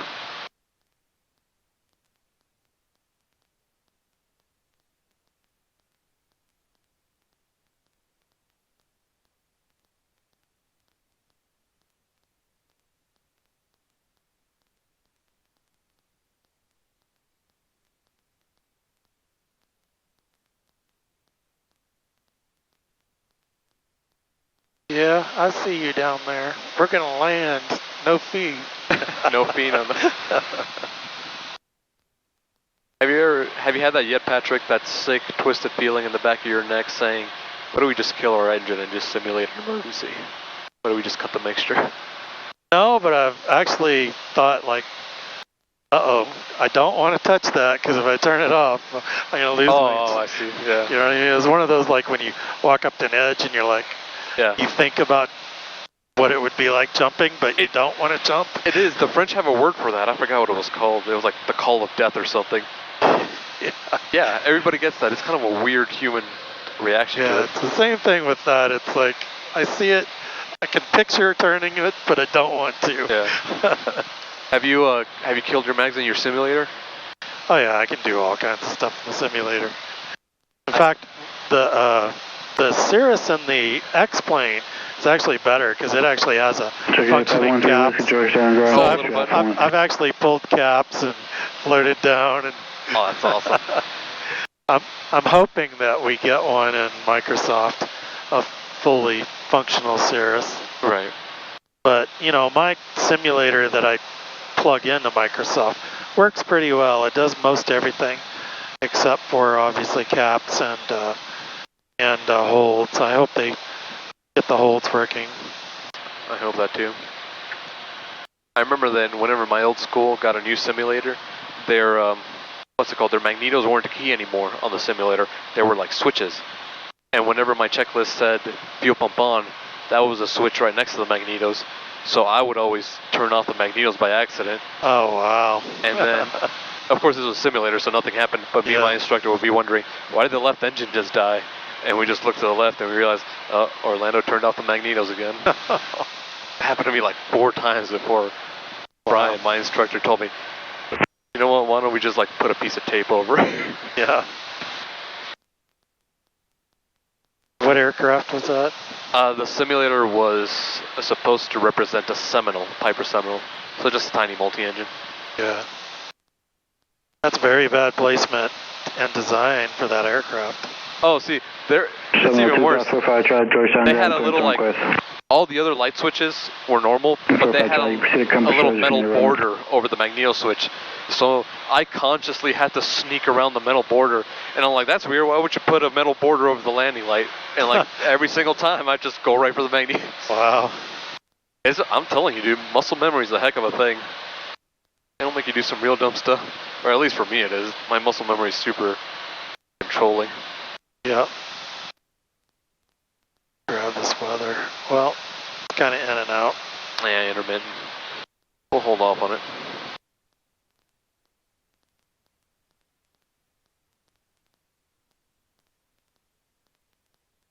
So how long have you been working for Genesis? February 2019. 19. 2.5 years. Okay. Wow, pretty long time. And it's gonna end in January. It's gonna be 2 years and 11 months. Yeah. Total. It's pretty awesome. Yeah, definitely a slightly longer tenure than most instructors do, but what are the owners' names again? It's Kyle and his wife Lacey. Kyle and Lacey, yeah. I've seen him maybe once or twice, and then I see her occasionally. She used to be in all the time. Yeah, I saw her today. Recently, I've been seeing a whole lot more of Bill. And Bill is Kyle's dad. Okay. So everybody you see at the front desk is all family. Oh, I didn't realize he was related. Oh yeah. Bill's Kyle's dad, Kyle's wife is Lacey, and then Kyle goes off to do his contract flights. He shows up every so often. Crane, 1/2 mile east of the airport, 156 feet AGL. Use caution for bird activity in the vicinity of the airport. All VFR aircraft notify ground of your direction of flight on initial contact. All aircraft requiring a run-up, advise ground. Advise initial contact, you have November.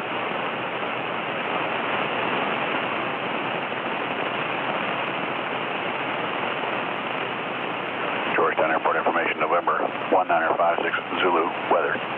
Wind 1408, visibility 10. Zulu, taxi 180 Alpha. 500, temperature 35, dew point 21, altimeter 291. Visual approach is in use, arriving and departing runway 18. Notice to airman, construction crane, 1/2 mile east of the airport, 156 feet AG. So what kind of contract flying does he do? So over by the hangars across the way, I forgot if it's Aerojet or GTU jet, there's a Pilatus and there's a Citation, and he flies those airplanes around for the owners. Wow, nice. I forgot who the owners were. There's some type of businessmen that like to take their families or their business partners out. Perfect kind of job. It is. That, and I wouldn't mind flying cargo one day too. Oh, that's really the dream. Working for FedEx. I'm going through the Flying Wild Alaska videos right now again. Have you ever seen that show? No, I haven't. What's it about? If you have, there's a app you can get called Discovery Plus. Oh, right, yeah. That's like $80 for the year, and there's tons of channels, and it was on one of those channels. They have all 3 seasons. It's really good though, and they're a family, Aero Alaska, and they fly cargo all through Alaska and people and stuff, people and cargo. Yeah. So it's really fun show to watch. Then there's another one I really like to watch, but you can only find it on YouTube, and it's the worst place to be a pilot, and it's about something Jenny Air or what's her name?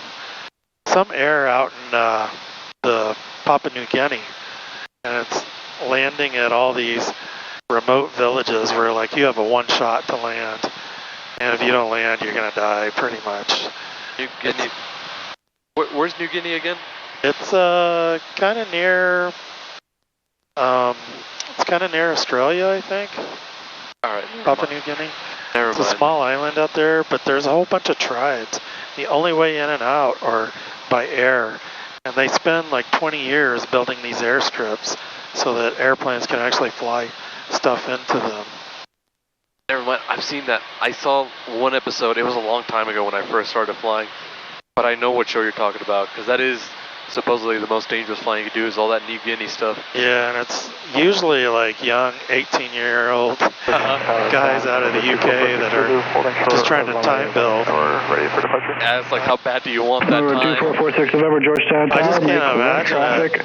Runway 18, 250 hours going out there and risking your life with that limited experience. Because those are like the most dangerous runways in the world, basically. Yeah, plus, you said it was a system of islands, too. I imagine they fly over the water a lot. Mostly in the mountains, like mountainous terrain. Oh. Yeah, this is like mountainous terrain flying. Like you're flying in, and you're flying into a mountainous terrain, uphill landing where it's like a 1,000-foot runway, and it's just insane. So you've got like one shot, and there is no go around. That is messed up. Heck, I did my first IFR mountain flight when I was at 800 hours, and I jacked it all up. I can't imagine how these 18-year-old UK pilots feel like. Yeah, I mean, they lose a lot of pilots. Like, a lot of people die flying there. Jeez. I would assume that they require a little more experience now, but when the show was filmed, I thought you could go with, like, limited hours, like 250 or 500 or something. Which is, even at 500, that's not a lot for doing that kind of flying. Yeah. You need to have the level of experience where a couple of things have already happened to you, but at least they happen to you on flat land somewhere. Yeah, exactly. Where it's easy to land or you have options. You don't want your first emergency happening over the mountains. That's just a bad idea. Right. Yeah, one day I'd love to learn to fly in the mountains, but that's a whole nother level of complexity. Like, a dream job, too, for me would be like a retirement job, flying passengers to sightsee in Alaska over the Alaskan glaciers. Yeah. I did one of those. It was awesome. However, I know it's got to be kind of stressful because you're in between mountains, and you got to make sure that, you know, you got proper airspeed and lift and everything else to make those turns. That is a very good point to have. I don't know you went to Alaska on an iceberg seeing tour. When did you do that? About 2, 3, maybe 2 years ago in the summer. Right, it was like 20, I think it was 3 years ago, 2018. We did a cruise in July, and the glaciers were awesome. And we stopped in Juneau. We stopped in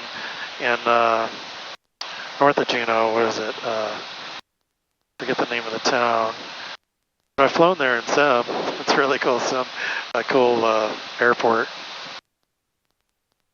And then we did a train ride into British Columbia from there. It's just like a day trip. Yeah. It was really cool. If you ever get a chance, I highly recommend it. Yeah, no, it sounds real cool. 4611. Is that about the time where you started flying? I was really interested in flying back then. Oscar, altimeter So I made sure I did 2 flights. I did the one in Alaska, and then I did one out of Kenmore Air in Lake Union. We flew out to one of my favorite airports, Friday Harbor, in the islands out there, and flew out there and flew back. That was awesome. That's pretty cool. Should we go ahead and... yeah, let's get the weather. Oh, did we already get the weather? Yeah, I already got it. It's probably still good. What was it, November? Yeah. I may have heard him say that he just got Oscar. Oh. Here, let me turn on the squelch. Wind 160 at 6, visibility 10. Few clouds at 5,500. Temperature 34, dew point 21. Altimeter 2990. Visual approaches in use, arriving and departing runway 18. Notice to airmen. Construction crane 1/2 mile east of the airport, 156 feet AGL. Okay, how far are we from Georgetown? We are currently, looks like... Right on initial contact. All aircraft requiring a run 15 miles to the west. Advise initial contact, you have Oscar. Okay, that is Oscar. Oh, I forgot to get that part. Georgetown Airport information. So how would I make this call? I'm 15 miles to the west. So what I would tell them when you're crossing Silu is just 713 Mike Papa. Oh, okay, so don't call them till Silu. Yeah. Like, you don't even have to tell them you're on the instrument approach. Over Silu, you can just tell them 12 miles north, information, Oscar, full stop landing, and they'll give you your typical VFR stuff. Oh, okay. Alright, Cirrus 713 Mike Papa, you're 6 miles from Daegu, cross Daegu, outer above 3100, clear for the RNAV 18 approach into Georgetown. Cleared to Daegu, outer above 3,100, cleared for the RNAV approach into Georgetown. 713 Mike Papa. Perfect.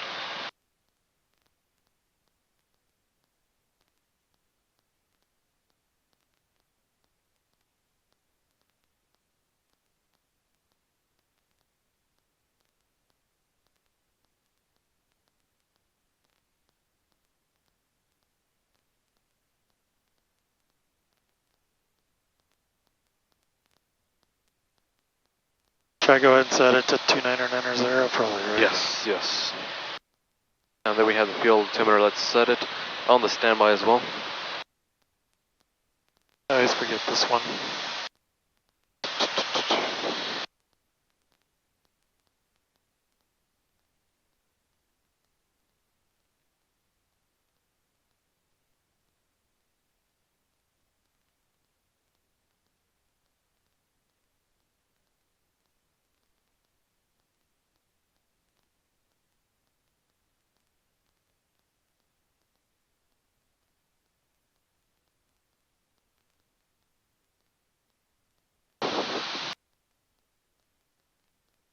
And on this, we've got our comm set up 1186 for ATIS, 120-225 for tower. We're going straight into Daegu, and then we're going to turn right to Silu, and at 3,100, we're cleared for that. Georgetown Tower, Signal 25, full stop Charlie, holding short 18. At Silu, we're we're going to descend down to 254, 2,400. Hold short, runway 18, waiting for IFR release. Holding short 18, 45 Charlie. And then we're going to go mist at 1,036. At mist, if we don't see the runway, we're going to climb to 1,300. Charlie, turn right, heading 240, runway 18, clear for takeoff. And then a climbing left turn to 3,000, direct to dart and hold. And our notes circling runway 299, throws at night, doesn't mean anything for us. Zulu midfield left downwind, request a short approach. Not authorized, alright, that doesn't pertain to us. Zulu, short approach approved. The lighting doesn't pertain to us right now. Drop party arrival. Alright, good. Short approach, runway 18. We've got eyes on traffic. A little quicker. Alright, good. Now this approach is going to have a vertical glide path at the end because we're doing a GPS LPV approach. So whenever air traffic control, in this case me, clears you for a vertical approach procedure, you want to push that approach button down there because that's going to give the airplane permission to follow that final glide path. Right. So let's go ahead and push that APR button. There. And now you'll notice at the very end it's going to follow the glide path down to the runway. Okay. And Silo is 12 miles? Sulu is 12 miles, yes, and we can verify that with our chart because, yeah, you see right here the distance between the runway and Sulu is 12 miles. Oh yeah, I see that. Cool.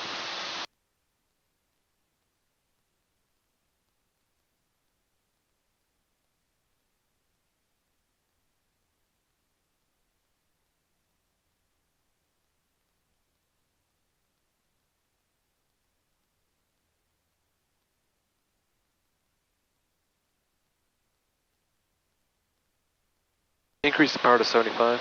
You typically wouldn't do this, but I get the sneaking suspicion this man's gonna fight us in for number one. I think we're slightly ahead.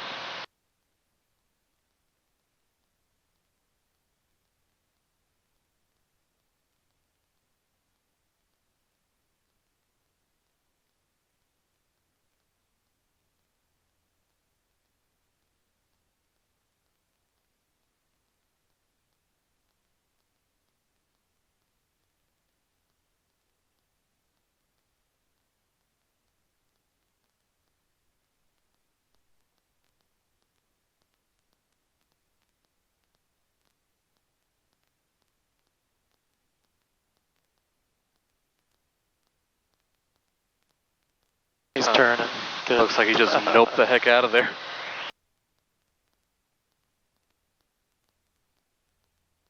Yeah, if you see a lot of people going in for the same approach, then you'd have to contact Tower early. Vertical or track. you'd have to just contact Austin and they'll guide you guys in. Alright. Hopefully right now we get a really simple call, just 12 miles north, straight into 18.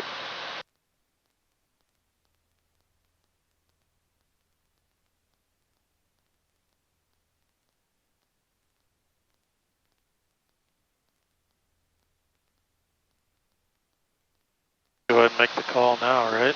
Yeah, go ahead and tell him you're 12 miles north, yes. What's that? Yeah, go ahead and tell him you're 12 miles north with Oscar. Have a good flight. No worries, over departure, 45 Charlie. Skyhawk 716 Mike Whiskey, 12 miles northeast, inbound for pattern.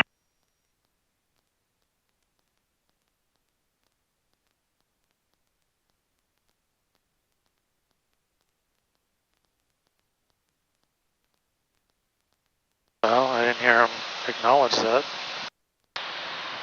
Neither did I. Try calling them. Georgetown Tower, Cirrus November 713, Mike Papa. We are 12 miles to the north, inbound for landing. Full stop, we have information, Oscar.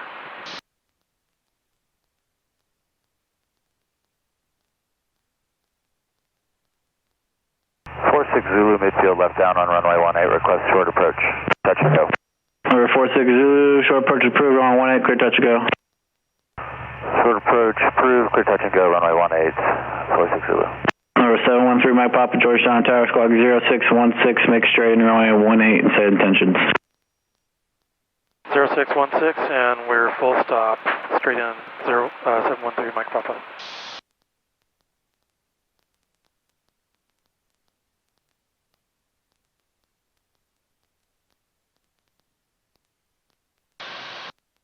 Okay, so now I can descend.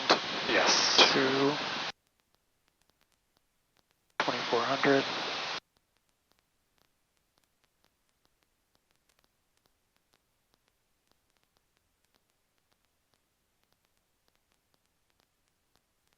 Okay, good. Then I'm going to do the landing checklist. Good. Pump on. Sure full rich. Georgetown Tower, Skyhawk 716 Mike Whiskey, 9 miles to the northeast, inbound for pattern with Oscar.